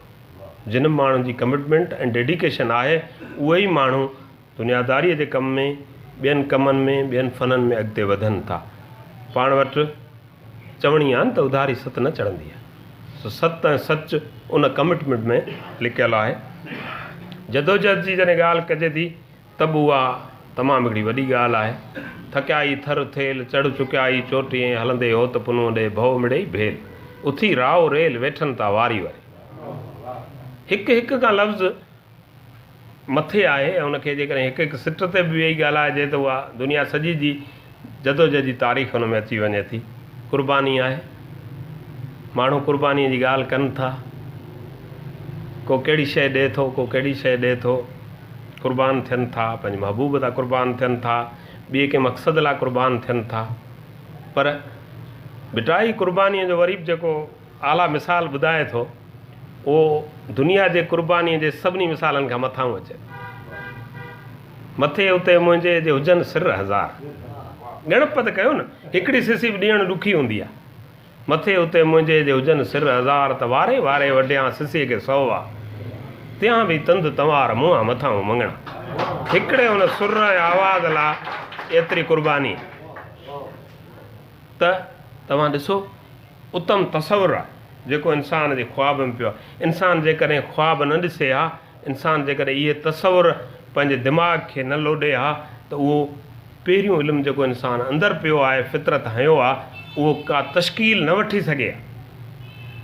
जेकी मिलियो हो माण्हू उन ते ख़ुशि हुजे, पर माण्हू खे इहा तड़प वेहणु नथी ॾे ऐं माण्हू उन तंद तंवार ते हलियो वञे थो ऐं माण्हू उन तंद तंवार लाइ क़ुर्बानी जी एॾी भिटाई ॻाल्हि करे थो। जॾहिं चूंड ऐं तरजीह जी ॻाल्हि अचे थी त बि उन में भिटाई मणीअ जो मिसाल ॾिए थो। लीला चनेसर जे सुर में ॿियनि हंधनि ते मुख़्तलिफ़ हंधनि ते उहो चूंडण जी ॻाल्हि करे थो त उन में माण्हू खे ॿुधाए थो त केतिरा ॾुख हुजनि, केतिरियूं तकलीफ़ूं हुजनि, पर माण्हू जे चूंडण ते अचे त माण्हू खे हक़ जो, चङाईअ जो उनजो पासो चूंडणु खपे। ऐं हरूभरू ईअं न आहे त पॉपुलर डिस्कोर्स या पॉपुलर डिस्कोर्स आहे जेको हले पियो उनजो ॿारण थी वञे, पर उनखां हटी करे उनखे जेका चङाई वारी ॻाल्हि आहे उनजो हिसो थियणु खपे। लह वारो लोक वहे तूं ऊचो वहो भार, तो पाण खे चूंड करणी आहे। ॾुखियो कमु आहे, चूंडणी माण्हू लाइ ॾुखियो कमु आहे। हिन वक़्तु सॼी दुनिया पंहिंजो पाण खे जेका तरक़ी याफ़्ता चवाराए थी, जंहिं वटि हुकूमतुनि जा निज़ाम सुठा आहिनि, असां त टेल एंडर खां बि पोइते जा माण्हू आहियूं। उन्हनि वटि बि माण्हूअ जी राय, उन माण्हूअ जे राय जी चूंड, उन जी तरजीह का एॾी आज़ादु कान्हे। माण्हू हिक ॿिए पुठियां वञे थो, हे हीअं साईं करे थो त आऊं हीअं कंदुसि, हे साईं मूंखे चवे थो त आऊं हीअं कंदुसि। माण्हूअ लाइ इंसान जी जेका फ़िक्री आज़ादी आहे, उन में जेका इन ॻाल्हि जी अहमियत आहे सा ॿी कंहिं ॻाल्हि जी अहमियत न आहे त हू केतिरो पंहिंजे चूंड में आज़ादु आहे, हू पंहिंजे तरजीह में केतिरो आज़ादु आहे। ऐं उनखे तरजीह ॾियणु खपे शयुनि खे, छाकाणि त शयूं ज़माने में तमामु घणियूं, ऐं इन चूंड तरजीह सां गॾु जेको हिन वक़्तु जदीद दुनिया में बि ॻाल्हि हले थी, उहा जोखम खणणु आहे, जोखो खणणु आहे, टू टेक रिस्क। ऐं रिस्क टेकिंग ते जॾहिं असीं भिटाई खे ॾिसूं था, तॾहिं हू सुहिणीअ में जेको जोखे खणण जी ॻाल्हि करे थो, उहा तमामु वॾी ॻाल्हि आहे। जॾहिं हू मए मते महिराण में टिपे ॾियण जी ॻाल्हि करे थो न, तॾहिं मेहार सीणा समेत मिले थो। ऐं हू घटीअ ते बीह, गस में बीह, किनारे ते बीह, मेहार जे सद रखण वारनि खे परे करे थो। ऐं इन छिक में असां सुरससी जो हिकिड़ो बैत मूंखे ज़हन ते अचे थो त सरतियूं सुॼे सुञ मतां का मूं से हले, सरतियूं सुॼे सुञ मतां का मूं से हले, पाणी न आहे पंधु घणो ॿियो राव रुगी रुञ, मता मरी उञ ॾे का पारा तो पुनो। पर न कमिटमेंट आहे न, साजन कारण सुञ मर क़बूले ससुई, अंदरि जिनी उञ पाणी उञो, उनखे पाणी उन्हनि लाइ ईअं अचे थो। इहो इंसान जो बिलीफ आहे। इंसान जे अंदरि में जेका शइ हुन जे ख़्याल जे ख़ुदा जी अंदरि पई आहे न, उहा एतिरी वॾी आहे। हुन में जॾहिं हिकिड़ी शइ ज़ाहिर थिए थी कंहिं अक्स जी सूरत में, त इहा तश्कील वठी रहे थी दुनिया में। हेसि ताईं जेके शयूं दुनिया में थियूं आहिनि, ठहियूं आहिनि, जुड़ियूं आहिनि, उहे सभु महज़ इन करे ठहियूं आहिनि जो इंसान खे पहिरियों दफ़ो हुन शइ जो या त ख़्यालु आयो या हुन ख़्वाबु ॾिठो। इंसान ख़्वाबु ॾिसणु कॾहिं बि न छॾींदो, इहा हुनखे फितरत आज़ादी ॾिनी आहे। इंसान ख़्यालु करणु कॾहिं बि न छॾींदो, इहा हुनखे फितरत आज़ादी ॾिनी आहे। दुनिया जो को बि जबर, का बि ऑटोक्रेसी हुनखां इहा वथ, इहो ॾेज खसाए नथी सघे। इहा फ़िक्री आज़ादी, इहा अलॻि ॻाल्हि आहे त हू इनखे करण में केतिरो आज़ादु आहे, इहो वरी समाज जो पहलू अचे थो। पर इंसान खे जेका फितरत आज़ादी ॾिनी आहे, असांजा सभई वॾा ॾात धणी शाइर उन जा ॻोल्हा हुया त इंसान जेकॾहिं ज़हनी तौर ते आज़ादु हूंदो, फ़िक्री तौर ते आज़ादु हूंदो त कुझु करे सघंदो। हूअं हू केतिरो बि पंहिंजो पाण खे आज़ादु सम्झे, पर माण्हू शायदि ई आज़ादु हुजे, हू कंहिं न कंहिं बंधणनि में ॿधो पियो थो हुजे। रूसो जो हिकिड़ो चवणु आहे त man is born free but he is in chains everywhere. माण्हू आज़ादु ॼाओ आहे, पर हू हर हंधि ते ज़ंजीरुनि में क़ाबू आहे। छो क़ाबू आहे? उन जी कहाणी फितरत जे बजाए माण्हू ख़ुदि खां शुरू थिए थी। ऐं शाह साईं अकुल ऐं ॾाहप जी बि ॻाल्हि कई आहे। ईअं न आहे त ॿियनि मौज़ूअनि ते हुन ॻाल्हायो आहे, पर अकुल ऐं ॾाहप जी बि ॻाल्हि कई आहे। केॾां कायां करहो चोॾसि चिटाणो, केॾां कायां करहो चोॾसि चिटाणो, मंझी काक ककोरी मंझी लुॾाणो, राणू ऐं राणू रीअ राणे न आहे। भिटाई वटि राणे जो किरदारु as a symbol of wise person आहे। राणू जेको सुहिणो बि न आहे। दुनिया जा सभु जेके वॾा किरदार चूंडिया वेंदा आहिनि, ख़ूबसूरत हूंदा, हिकिड़ी अखि वारो आहे, हिकिड़ी अखि खां सॼो आहे। पर हुन जे सॼे हुन जेको बि हू करे थो, अचीवमेंट आहे, जेका हासिलात आहे, उन पोयां हुनजी ॾाहप आहे। उन जे करे भिटाई सॼे मूमलाणे जे सुर में अचो जिते शयुनि खे कंक्लूड करे थो, उते हू राणे जे ॾाहप खे या ख़ुदि ॾाहप खे ॻाए थो। या जीअं हिकिड़ो न बैत आहे, उन में मूमल राणे खे चवे थी राणो वियो त हुनखे जेका कहाणीअ में ॻाल्हि अचे थी त उहो मुंडी रखी उन्हनि लकड़ निशानी रखियो, मारियो कुटियो न। हालांकि हुन में इहा सघ हूंदी, हिकिड़ो मर्द अबरो माण्हू आहे त धक हणी सघे थो कंहिंखे। असांजे रिवायतुनि में इहो शामिलु न आहे त असां कंहिंखे मारियो। हिन लाइ असां वटि इहे जेके कारोकारी मारामारी इहे बि ॿिए कंहिं समाज खां आयल लॻनि थियूं। असांजे घटि में घटि मिज़ाज ऐं खमीर में जेका शिफ्टिंग सेंट जो मिज़ाज आहे न, उन में इहा न आहे। असां घणी वारे मुआशिरे जा माण्हू रहिया आहियूं। सॼी सिंध में एतिरा माण्हू ईंदा रहिया आहिनि जिन खे ईअं माण्हुनि तहज़ीब गॾे छॾियो आहे जो अॼु उन्हनि जो फ़र्क़ु ई नज़र नथो अचे। असां वटि इहो न हो। सो उन ॻाल्हि मूमल खे मजबूर ऐं तड़पाए विधो जो उतां खां निकिरे थी ऐं अचे थी। सो शाह साईं उहा उन जज़्बे खे इन पंहिंजे हिकिड़नि लफ़्ज़नि में बयानु थो करे त सोडा सब्र तुंहिंजो लॼायनि मरक, सोडा सब्र तुंहिंजो लॼायनि मरक, न कहण से न कुरे रुक राणे वढियो। जेको न चयई न उन न चवण सां हू नक वढे हलियो वियो, उन वटि को रुक जो हथियार बि न हो, बिना कंहिं औज़ार जे हू हथ वढे हलियो वियो। इन खां वॾी ॿी गहरी ॻाल्हि कहिड़ी त इहे शयूं आहिनि। आलमी अमन जो जेको थीम आहे शाह जे शाइरीअ में तमामु घणो आहे ऐं उनखे आउं वधीक बयानु त नथो कयां, पर उन सिर्फ़ु जेके ॿ सिटूं आहिनि, साईं सदाईं करी मथे सिंध सुका, दोस्त मिठा दिलदार आलम सब आबाद के। Shah Latif world of inclusion जो माण्हू आहे जेको सॼी दुनिया खे पंहिंजे ख़ुशीअ सां ॻंढे थो, पंहिंजे सिंध जे सराईअ सां ॻंढे थो। हू इन में न आहे त मुंहिंजी सिंध रुॻी सुखी थिए ॿियो आलम वञे, कॾहिं ईअं न आहे। इहो हिन दौर जी जेका वॾे में वॾी ॻाल्हि हले थी, जंहिंखे आलमगीरियत माण्हू चवनि था, उनजो आहे। शाह लतीफ़ आलमगीरियत जो हामी न हो, आलमगीरियत कब्ज़ागीरियत आहे। शाह लतीफ़ आलम पसंदीअ जो हामी हो, जंहिंसां तव्हां पंहिंजी ख़ुशी चओ था, ॿिए जी ख़ुशी जी बि दुआ साॻी घुरो था त तव्हां जहिड़ो ख़ुशि थी। दुनिया में माण्हू जेसिताईं इन लेवल ते न ईंदो तेसिताईं दुनिया में जेको आलमी अमन आहे उहो ख़्वाबु आहे या किन वॾनि इदारनि जूं करारदादूं हूंदियूं, बाक़ी उन ते अमल न थी सघे। हिन वक़्तु बि आहे, उन ॻाल्हि जी ज़रूरत आहे त इहे मुख़्तसरनि हिकिड़ा थीम हुआ जेके शाह लतीफ़ जे शाइरीअ में आहिनि। ऐं शाह लतीफ़ बि इंसानियत, आलमी भाइपी ऐं उन सां गॾोगॾु किरदारु निगारी। मूं पहिरीं ज़िक्र कयो त शाह लतीफ़ न रुॻो माण्हू किरदारु चूंडिया, पर शाह लतीफ़ जेके एब्स्ट्रैक्ट तसवुर हुआ, अहिड़ा तसवुर जेके सफ़ा इंसान जे ख़्याल जी पैदावार आहिनि, उन्हनि खे बि उन किरदारु करे पेश कया।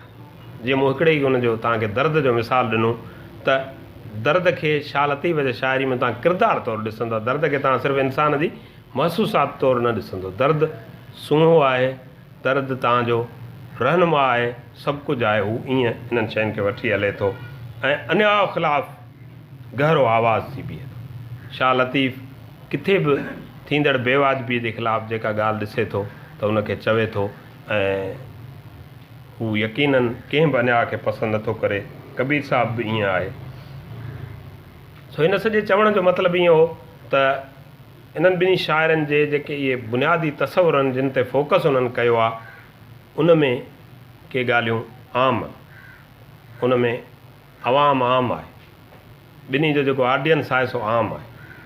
ॿिन्ही जी ॿोली इन नमूने जी आहे जेका उन वक़्त जे घणनि माण्हुनि जी आहे, ऐं ॿिन्ही जो जेको पेश करण जो तरीक़ेकार आहे उहो इन्हनि कसब जे, पोइते पियल माण्हुनि जे, धिकारियल तबिकनि जे, उन्हनि जे कमनि कारनि जे पोयां आहे। जॾहिं माण्हू कोरी बादशाह बि न आहे, पर हू उनखे ॾिसे थो त चवे थो त हलो हलो कोरी ऐं नाज़ुक जिनी जो ॾींहुं, या जीअं चवे थो त हो छिन नई तूं मछिन पाए उमेरी उनसे। हाणे इहा शइ जंहिं वेही न ॾिठी हूंदी उनखे कहिड़ी ख़बर उमेरी कीअं थी थिए, संदो ई नथो रहे। त अहिड़ी मोहबत कयो, छिनणु छॾियो, एतिरी मोहबत कयो जो संदो वरी वापसि नज़र न अचे, ईअं ॻंढिजी वञो। ऐं शाह लतीफ़ जिन किरदारनि खे चूंडियो आहे, चाहे उहे कंहिं ग़रीब मिसकीन मां हुजनि या कबीर भगत, पर उन्हनि जो अख़लाक़ आला हुजे, इंसानी अख़लाक़ जेको इंसानी छत आहे उन्हनि में उहा घणी हुजे, पोइ उहे ग़रीब मिसकीन हुजनि, इन ॻाल्हि जी का अहमियत कान्हे। ऐं ॿिन्ही जी पेशकश हिकु जहिड़ी आहे। अवामी आहे। ख़ासि करे ॿ जेके सिन्फ़ूं आहिनि, मिसाल भिटाई वटि बैत आहे ऐं कबीर वटि दुओ आहे। कबीर वटि वाणी आहे, भिटाई वटि वाई आहे। भिटाई बैत ऐं वाई खां सवाइ ॿी शइ न लिखी आहे। उन वक़्त में ग़ज़ल बि हो, नज़म बि हो, ॿियूं शयूं हूंदियूं, पर हुन हिननि ॿिन्ही खे सिंधी मिज़ाज जे वेझो सम्झियो, उन जे करे ॿिन्ही में शाइरी कई, ॿियनि में न कई आहे। हींअर बि असां वटि सभिनी सिन्फ़ुनि में शुक्र आहे शाइरी थिए थी ऐं तमामु सुठी शाइरी थिए थी, पर हिन वक़्तु बि इन्हनि ॿिनि खां पोइ जेकॾहिं टी का सिन्फ़ या चौथी वेझी आहे त उहो नज़म ऐं काफ़ी आहे, जेके आम में मक़बूल आहिनि। सभु वॾा इनकलाबी जेके शाइरीअ जा पीसिस हलनि था, उहे सभु नज़म जी सूरत में आहिनि ऐं आम माण्हू खे ते पंहिंजो असरु छॾनि था। शायदि माण्हुनि खे शाइरनि जा एतिरा ग़ज़ल यादि न हुजनि या ॿियूं शयूं ॿाहिरां आयूं। ज़ाहिर आहे माण्हू जे मिज़ाज हिसे थियण में बि वक़्तु लॻंदो, पर ही उहे शयूं हुयूं जेके माण्हू जे मिज़ाज में, जेको माण्हू जंहिं ख़मीर में जिते वेठो आहे उतां ई उनखे उहा ॻाल्हि मिले थी, तॾहिं उनखे सुठी लॻे थी। पाणी हाणे असां अचूं था शाइरीअ मां चंद मिसाल शाह साईंअ जी ऐं कबीर भगत जी शाइरीअ में, जेके हिकु जहिड़ायूं आहिनि। कबीर भगत शाह जो पेशरो आहे, प्रेडिसेसर आहे, अॻु आयो आहे। यकीननि अॻु आयल माण्हुनि जो विरसो पोयनि माण्हुनि ताईं पहुचे थो ऐं हो उन मां जेको बि उन्हनि खे लाभ हासिलु करिणो आहे, जेको असरु वठिणो आहे, वठनि था, हलंदा रहनि था ऐं पंहिंजो असरु अॻिते छॾनि था। कबीर जी जो हिकिड़ो दोहो आहे त आद नाम पारस है मन है मेला लो। आद नाम पारस है मन है मेला लो, परसत ही कंचन भया छूटा बंधन का मोह। शाह लतीफ़ जॾहिं चवे थो त तूं सपड़ ऐं सेकड़ू, तूं ॾातार ऐं ॾोह, तूं पारस ऐं लो सञी त सोन थी। इहो पारस जो पथर, ॾंद कथा ई पथर आहे। साईं खे ख़बर आहे त अंग्रेज़ीअ में फिलासफर स्टोन जे नाले सां हले थो। कंहिं ॾिठो न ॾिठो आहे, पर दुनिया जे अदब में ज़िक्र थिए थो। ज़िक्र थिए थो त माना का त शइ आहे, त ईअं हिकिड़ी शइ असांखे मिले थी। वरी असां हुनजे ॿिए हिकिड़े दोहे ते अचूं था त कागज़ लेखी सो कागज़ी की व्यापारी जो, आदम दृष्ट क्या लिखे जब देखो तित पियो। जित देखो तित पियो, एक कसर दर लख कोड़े कणस गिड़खियो, जेॾां कर परख तेॾां साहिब साम्हूं।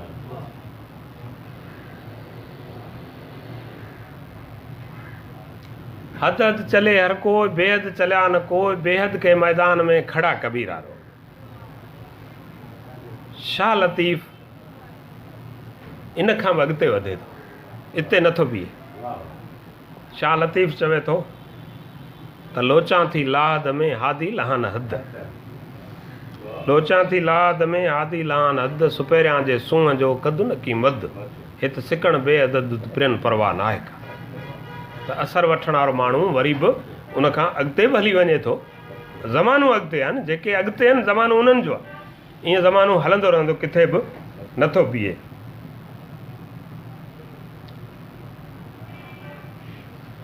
अहिड़े नमूने हू जात न पूछो सादगी।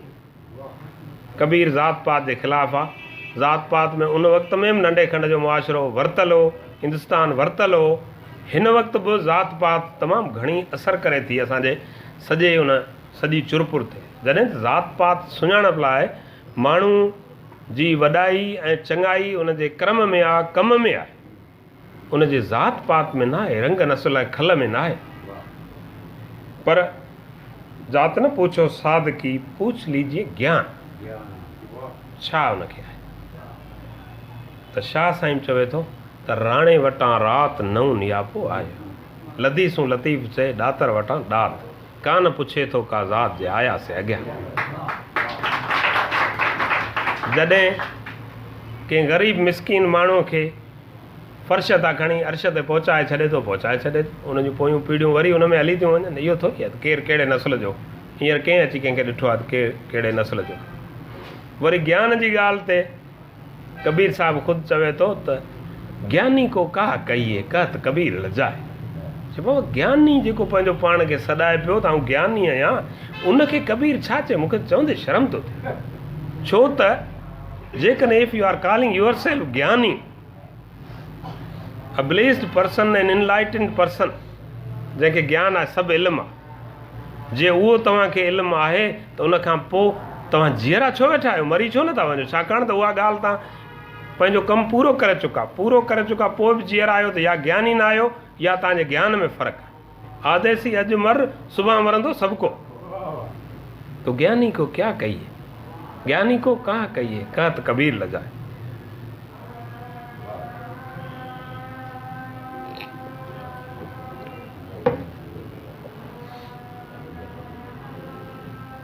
ॿ मिंट।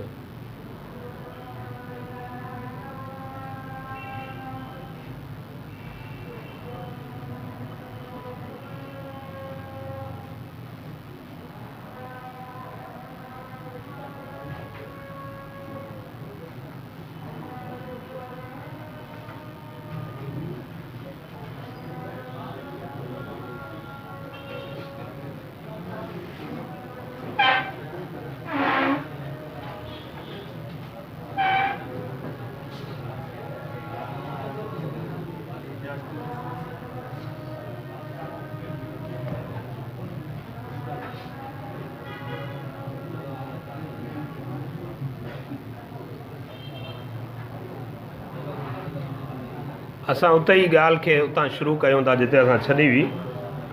त ईअं उन में हिकु जहिड़ा आहियूं मुख़्तलिफ़ दोहनि ऐं बैतनि में मिलनि थियूं।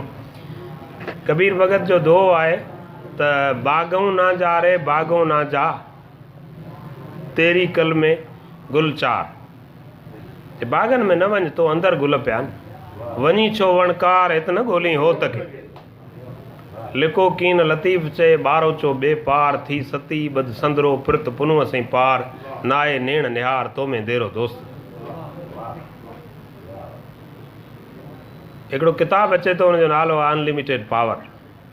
उहो इंसान जे उन सग लिखियल सग ते लिखियलु आहे त माण्हूअ जे अंदरि एॾो जोहर आहे, एतिरी ताक़त आहे जंहिंजी ॿियनि खे छा उन ख़ुदि खे बि ख़बर न आहे त हू केसि ताईं वेंदो। सिर्फ़ु मौक़ा मिलनि था ओसि ताईं माण्हू वञे।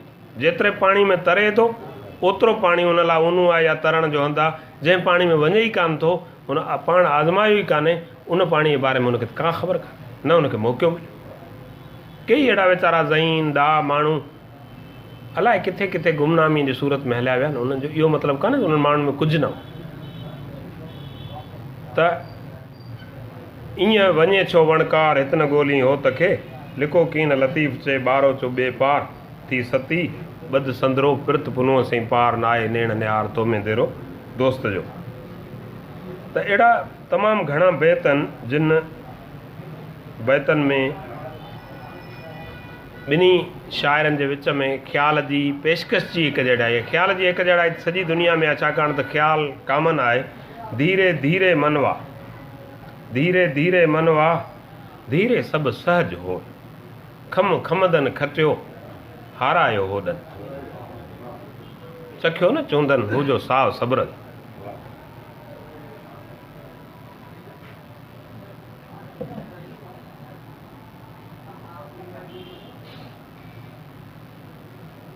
माला तो मन की बली और है लक्कड़ का भारा, माला तो मन की बली और है लक्कड़ का बारा, माला फेरते रब मिले तो क्यों वेचे मणिया। माण्हू उनजी सॼी जेका तरबियत थी आहे उहो एक्सटर्नल इल्म वसीले थी आहे। त जेका शइ त ॻोल्हणी आहे त ॿाहिरि वञी ॻोल्ह, हुन जाइ में हूंदो, हुन जाइ में हूंदो, हुन जाइ में हूंदो, मुख़्तलिफ़ नाला हुननि ते रखी ऐं ॻोल्हणु हुनखे सेखारियो, वरी ॻणप करणु सेखारियो वियो। पर कबीर भगत फरमाए थो त माला तो मन की बली और है लकड़ का बारा, माला फेरते रब मिले तो क्यों वेचे मणियारा। जंहिं वटि 100 तस्बीहूं पयूं आहिनि उहो ख़ुदा पंहिंजो पाण वठी वठनि, उहो तस्बीह विकिणे ई छो। अहिड़ी शइ जेकॾहिं चङी हथ अची वेंदी पारस कंहिंखे हथु अची वेंदो त उहो ॿिए माण्हू खे ॾींदो कोन, पाण हुन ट्रेन जे पटड़ियुनि ते हणंदो वेंदो, सभु सोन करे विकिणंदो।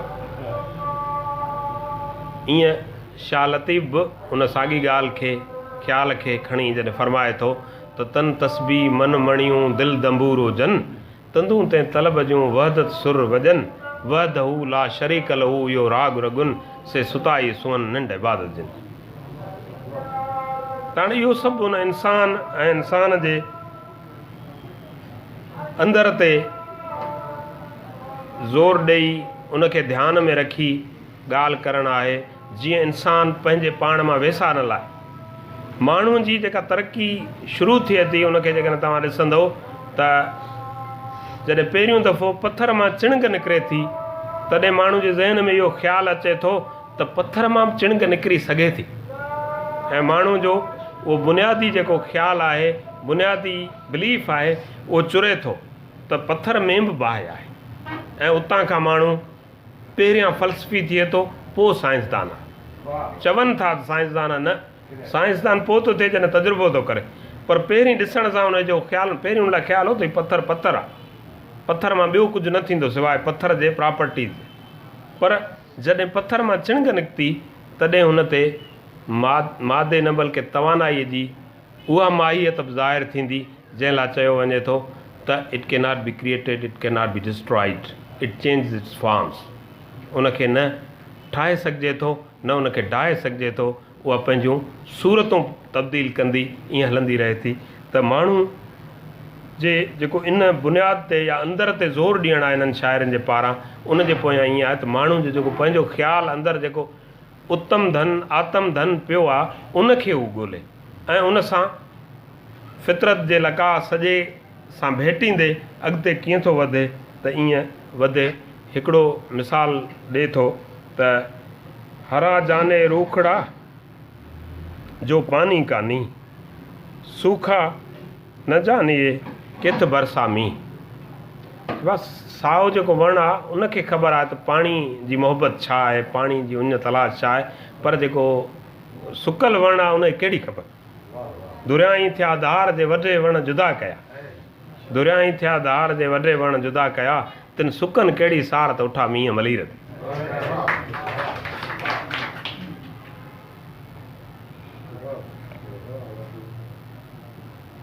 कबीरा बेद भुलाया, कबीरा बेद भुलाया पकड़ के देखी बांह। चए थो वेद त मूंखे भुलाए छॾियो, हुन मुंहिंजी बांह ॾिठी, मूंखे दिलि में तकलीफ़ आहे ऐं हू बांह ॾिसी छा थो ॾिसणु चाहे। कुठियसि कुवे जन तन तबीब न गॾियो, कुठियसि कुवे जन तन तबीब न गॾियो, ॾेई ॾंब ॾॾनि पाणा ॾील लुखोयो। हंसा बग एक रंग, लख चुरे एक ही ताल। हंज ऐं बगो हिकिड़े ई उन तलाह ते वेठा आहिनि, चरंदा पिया आहिनि। झर नीर न जानिए बग अगरे ते काल उगड़े ते काल, हंजन से हेकार जे गुण करे निहारी, बगन से बियार बोल न बधे कॾहिं। ॿिन्ही जे जॾहिं चुरपुर थिए थी न तॾहिं ख़बर पवे थी त हंज केरु आहे, बग केरु आहे। हुन जो रवैयो पाणी ना ॿियो आहे, हुन जो रवैयो पाणी ना ॿियो आहे।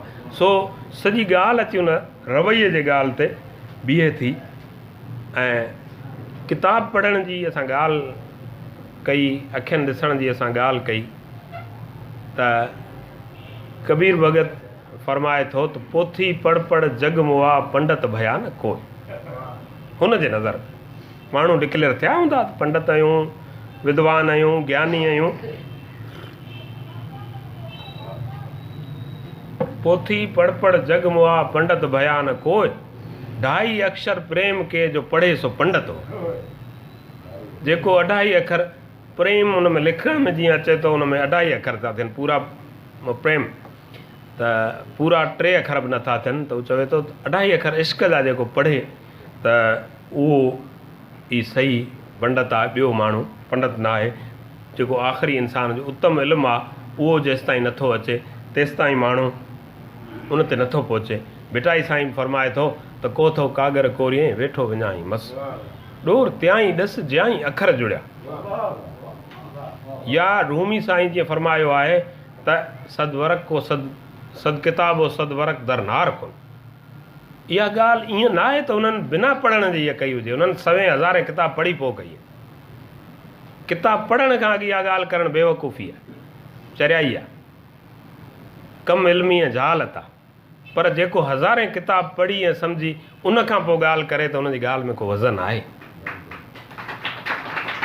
इहा ॻाल्हि हुन जाहिल माण्हू जी ॻाल्हि न आहे। सदवरक को सद किताबो सदवरक दरनार कुन, रुख दिलि रा जानबे यार कुन। जे दिलि जो रुख जेको आहे सो यार ॾांहुं कंदे त सभु कम थी वेंदा। सो बिटाई बि उन पोथी पढ़ पढ़ जग मुआ वारी कबीर जी जेका रिवायत हुई, कोथो कागर कोरिए वेठो विञाई मस, ॾोर त्याई ॾस ज्याई अखर जुड़िया।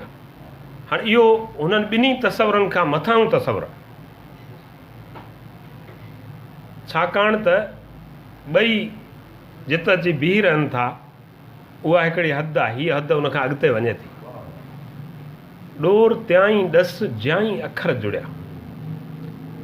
जुमिलो जुमिले खां पोइ किताब किताबनि में जुमिला, जुमिले खां पोइ लफ़्ज़, लफ़्ज़नि खां पोइ हरफ़, हरफ़नि जूं निशानियूं, निशानियुनि खां पोइ तसवुरु ज़हन में अचे थो।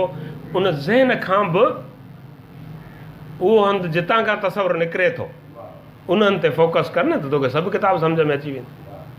हू माण्हूअ जे उन बुनियादी जेका वथ आहे, जेको इल्मु आहे, उन जे उन बिल्कुलु पाड़ ताईं माण्हू खे वञी पहुचाए थो। त तव्हां जेकॾहिं उन्हनि ते वेंदो, पंहिंजे पाण में निहारींदो त तव्हांजे दिलि में दोस्त जो देरो आहे। जंहिं मक़सदु पोयां तव्हां वञो पिया उहो मक़सदु पहिरियां पंहिंजे पाण अंदरि में निहारियो तव्हांखे मिली वेंदो। ख़ाली ॻाल्हियुनि ऐं ख़बरुनि ते वेंदो त शायदि तव्हांखे न मिले। हाणे इन नमूने सां तमामु घणा शहर आहिनि जिन खे असां हिते दोहरायूं नथा। दोस्त पढ़ंदा ऐं मुंहिंजो ख़्यालु आहे त उन मां उन्हनि खे ख़बर पवंदी। सिर्फ़ु हिकिड़ो शहर, चलती चाकी देख कर खड़ा कबीरा जोर, चलती चाकी देख कर खड़ा कबीरा जोर, दो पाटों के बीच में साबित रहा न को। जंड पीहंदे जेॾियूं केॾो कीस कण, के घुमरन गाया के फेरे मंझि फिरन, साबित से बचन जे काबू रहिया कीर सां। चलती चाकी देख कर लिए कबीरा जोर, दो पाटों के जिन किली जली उसकी साबित रहा सोए।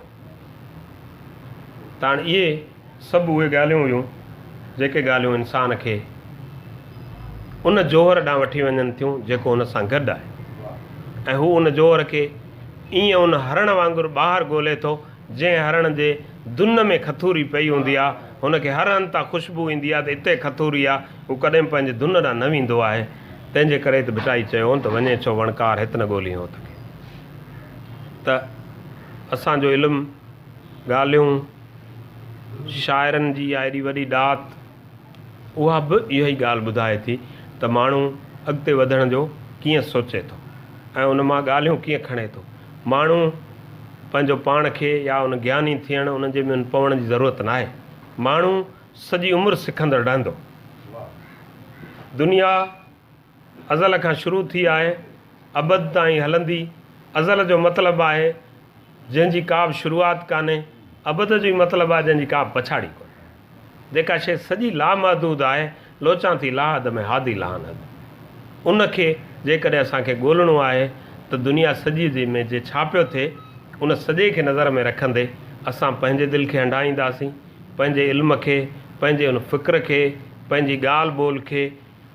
सभु ही जोड़ जकी तरक़ियूं वॾी ॻाल्हि हूंदियूं। जेका बि टेंजिबल तरक़ी आहे उहा वॾी ॻाल्हि आहे, पर रहे उहा तरक़ी थी जेका इंसान जी फ़िक्री तरक़ी आहे। इंटेंजिबल हेरिटेज तव्हांजो रहे थो। सवें शहर, सवें दड़ा, सवें ॿिया ठहियल अहिड़ा वॾा मिसाल अहिड़ा में मिस्र पियो आहे। एॾो ख़ूबसूरत का सनाई आहे, कारीगरी आहे, पर उन जा माण्हू केॾां विया इहा ख़बर ई न आहे। ॿिया कई दड़ा बिड़ा ॾही ठही हलिया विया, पर हिकिड़े माण्हू नंढड़ो ख़्यालु ॾिनो हो त हीउ सूफ़ मथां छो थो किरे। उहो ॾिसी हुनखे जॾहिं ख़्यालु आयो हो, या हुन जॾहिं हिन धरतीअ ते बीह ॾिठो हो त मूंखे हिते राड ॾियो ऐं बीहण जो हंधु ॾियो, सॼी धरती चोरे ॾियां। इहो ख़्यालु इंसान जो उत्तम ख़्यालु आहे उन्हनि सभिनी वॾनि जोड़ जकी ढांचनि ऐं इमारतुनि बिल्डिंगुनि खां। हीअ असांजा शाइर चाहे शाह साईं हुजे या भगत कबीर हुजे, उहे माण्हू खे इन माण्हू जे जोहर ॾांहुं वठी वञनि था, इंसानियत ॾांहुं वठी वञनि था, इंसान खे सभिनी तफ़रक़नि खां कढनि था। सुञाणपूं माण्हू ते सौ थी सघनि थियूं, पर इंसान जी हर सुञाणप वञी इंसान में खुटे थी, ऐं जेका सुञाणप इंसान में खुटे थी उहा जेतिरी जटादार आहे एतिरी माण्हू जी ॿी का बि सुञाणप न आहे। सो ही ॿई शाइर हिन वक़्तु बि न रुॻो असां लाइ पर सॼी दुनिया लाइ जेको पैगाम ॾियनि था, उहो पैगाम जग खे जीआरींदड़ पैगाम आहे, सॼी दुनिया खे उत्साहींदड़ पैगाम आहे। इन ॻाल्हि ते ई न वञिजे त इहो कहिड़ियुनि ॿोलियुनि में आहे, ॻाल्हि ख़्याल जी आहे, ॻाल्हि ॿोलीअ जी न आहे। कई ॿोलियूं दुनिया जूं कंहिं ज़माने जूं वॾियूं हुयूं, अॼु उन्हनि केरु सुञाणे कोन, पर ख़्याल जिते पियो आहे उहो माण्हू ताईं मुंतक़िल थिए थो। इंसान जे सॼी तरक़ीअ जी रेलगाॾी जेका आहे उहा उन ख़्याल जे तमामु न नज़र ईंदड़ इंजण ते हले थी। उहो इंजण सलामत आहे त सॼी गाॾी हलंदी, ऐं जे उहो इंजण सलामत न आहे त गाॾी त छा हिकिड़ो फीथो बि चुरी न सघंदो। ऐं ही माण्हू, ही शाइर, ही असांजा हेॾा वॾा ॾाहा माण्हू असांखे इन ॻाल्हि जी दावत ॾियनि था त असां पंहिंजे अंदर में निहारियूं, पंहिंजे उन्हनि टिनी इल्मनि जे रोशनी में, जंहिं वटि बि जेको आहे, घटि में घटि 2 इल्म न हुजनि, हिकिड़ो इल्मु हर माण्हू वटि ऐं हिकिड़ो वक़्तु हर माण्हू वटि। कुदरत वारे फितरत जेकॾहिं कंहिंखे का बराबरी ॾिनी आहे त उहो वक़्तु आहे। ॾींहुं सभिनी लाइ साॻियो आहे, वक़्तु सभिनी लाइ साॻियो आहे। उन वक़्त जे फ्रेमवर्क में बि असां फितरत सां पंहिंजो तालुक़ु कीअं था क़ाइमु करियूं, फितरत जे अंदरि हिन धरतीअ ते पंहिंजे लाइ कहिड़ी जाइ ॾिसूं था, पंहिंजे लाइ कहिड़ी जाइ जोड़ण लाइ कोशिशि करियूं था, इहो ज़रूरी आहे। ऐं जे इहो असां हिन दौर में न ॾिठो त आउं सम्झां थो त जेके हिन दौर जा चैलेंजिस आहिनि, ललकारूं आहिनि, वॾियूं। मूं शुरूअ में ई ॻाल्हि उन्हनि जी कई त हिन वक़्तु बि माण्हूअ जे रत जो प्यासो आहे। छा ही चंगेज़ ख़ान जो दौरु आहे छा? हलाकू ख़ान जो दौरु आहे छा? न, ही दौरु त तव्हांजे जंहिंखे तव्हां फ्रंटियर टेक्नोलॉजी चओ था उन्हनि जो आहे, उनखे आउं चवंदो आहियां अॻु भरियूं हुरफ़तूं, अॻु भरियुनि हुरफ़तुनि जो दौरु आहे, जंहिंमें आर्टिफिशियल इंटेलिजेंस आहे, जंहिंमें तव्हांजो ब्लॉक चेन टेक्नोलॉजी आहे, जंहिंमें तव्हांजी 3D प्रिंटिंग आहे ऐं तमामु घणियूं अहिड़ियूं ॿियूं शयूं आहिनि। पर छा उहे सभई टेक्नोलॉजीज़ तव्हां आज़ादीअ सां इस्तेमालु करे सघो था, ठाहे सघो था? न। हिन वक़्तु बि दुनिया में साइंसदान महफ़ूज़ कान्हे, वीचारो जेकॾहिं घणो ज़ोर बार लाहे थो त क़तलु थी वञे थो। कंहिं टेक्नोलॉजीअ जे वॾे माण्हूअ खे पंहिंजी लेबॉरेटरी खोलण जी सख़्त न आहे, उहा सख़्त हुन खां बाज़ार फुरे छॾी। त इंसान जी फ़िक्री आज़ादी पहिरियों अमल ऐं बहितरीनु अमल आहे, जेॾांहुं हे छिकीनि था माण्हू खे, ऐं माण्हू खे ओॾांहुं ॾिसणु, ओॾांहुं वञणु खपे, विख वधाइणु खपे। 100 सिरनि ॾेई विख वठिजे हिकिड़ी। इहो न आहे त हिकिड़ीअ विख में को माण्हू खे सभु कुझु मिली वेंदो, उन पीढ़ीअ खे मिले न मिले, ॿी पीढ़ी खे त मिलंदो। चंड ते लहण वारो माण्हू त अहम आहे, पर उनखां अहम माण्हू उहो हूंदो जंहिं पहिरीं गाॾी मथे मोकिली। लही सघियो न सघियो, पर ईअं माण्हू शुरूआति करे वेंदा आहिनि। ईअं तब्दीलीअ जी शुरूआति माण्हू जे अंदर मां थिए थी। ऐं असां वटि जेको असांजो इल्मु आहे मशरक़ी माण्हुनि जो, असां खणी फ़न ऐं उर्फ़तगीरीअ में हिन वक़्तु एतिरो अॻिते न हुजूं, पर असां ज़हन ऐं ख़्याल जे दुनिया जा माण्हू आहियूं। असां ज़हन ऐं ख़्याल जे दुनिया खे जॾहिं झंझोड़ियूं था न, तॾहिं उन मां मोती छणी पवनि था।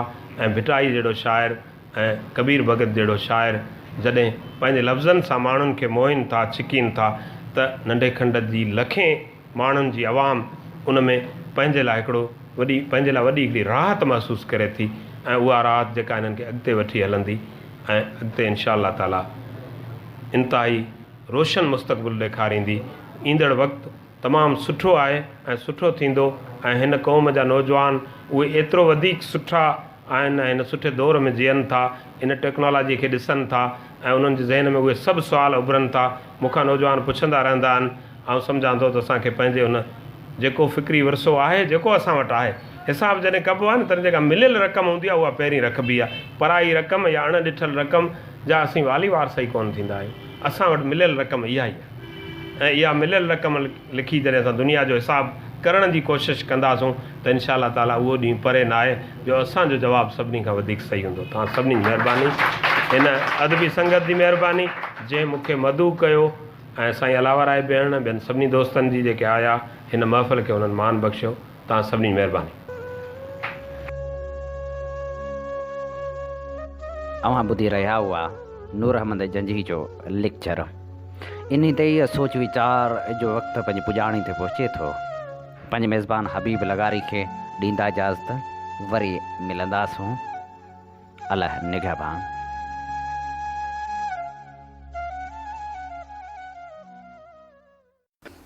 सिंध मुंहिंजी अमा सूंह तुंहिंजी मथां छा लिखी, छा लिखां छा लिखी, छा लिखां। सिंध मुंहिंजी अमा, दुनिया जा सिंधियो हिक मुठ थी सिंध बचायो। सिंध मुंहिंजी अमा सूंह तुंहिंजी मथां छा लिखी, छा लिखां। सिंध जो क़ौमी आवाज़ radio voice of Sindh London.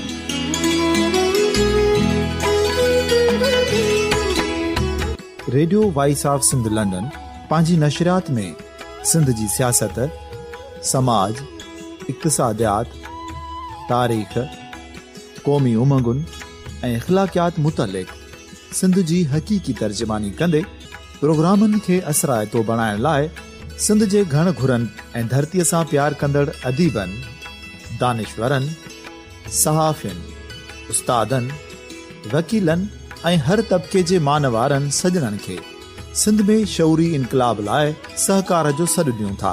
अचो त गॾिजी सूफ़ियुनि ऐं संतनि वारी सिंध जो ओज हिकु मुठ थी वरी वापसि आणण वारे सफ़र जा साथारी बणिजऊं।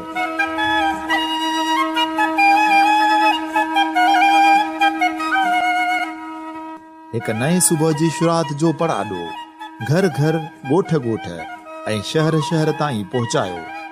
शाल सिंध आबाद ऐं ख़ुशहाल थिए, सिंधी माण्हू सुखियो ऐं सताबो थिए।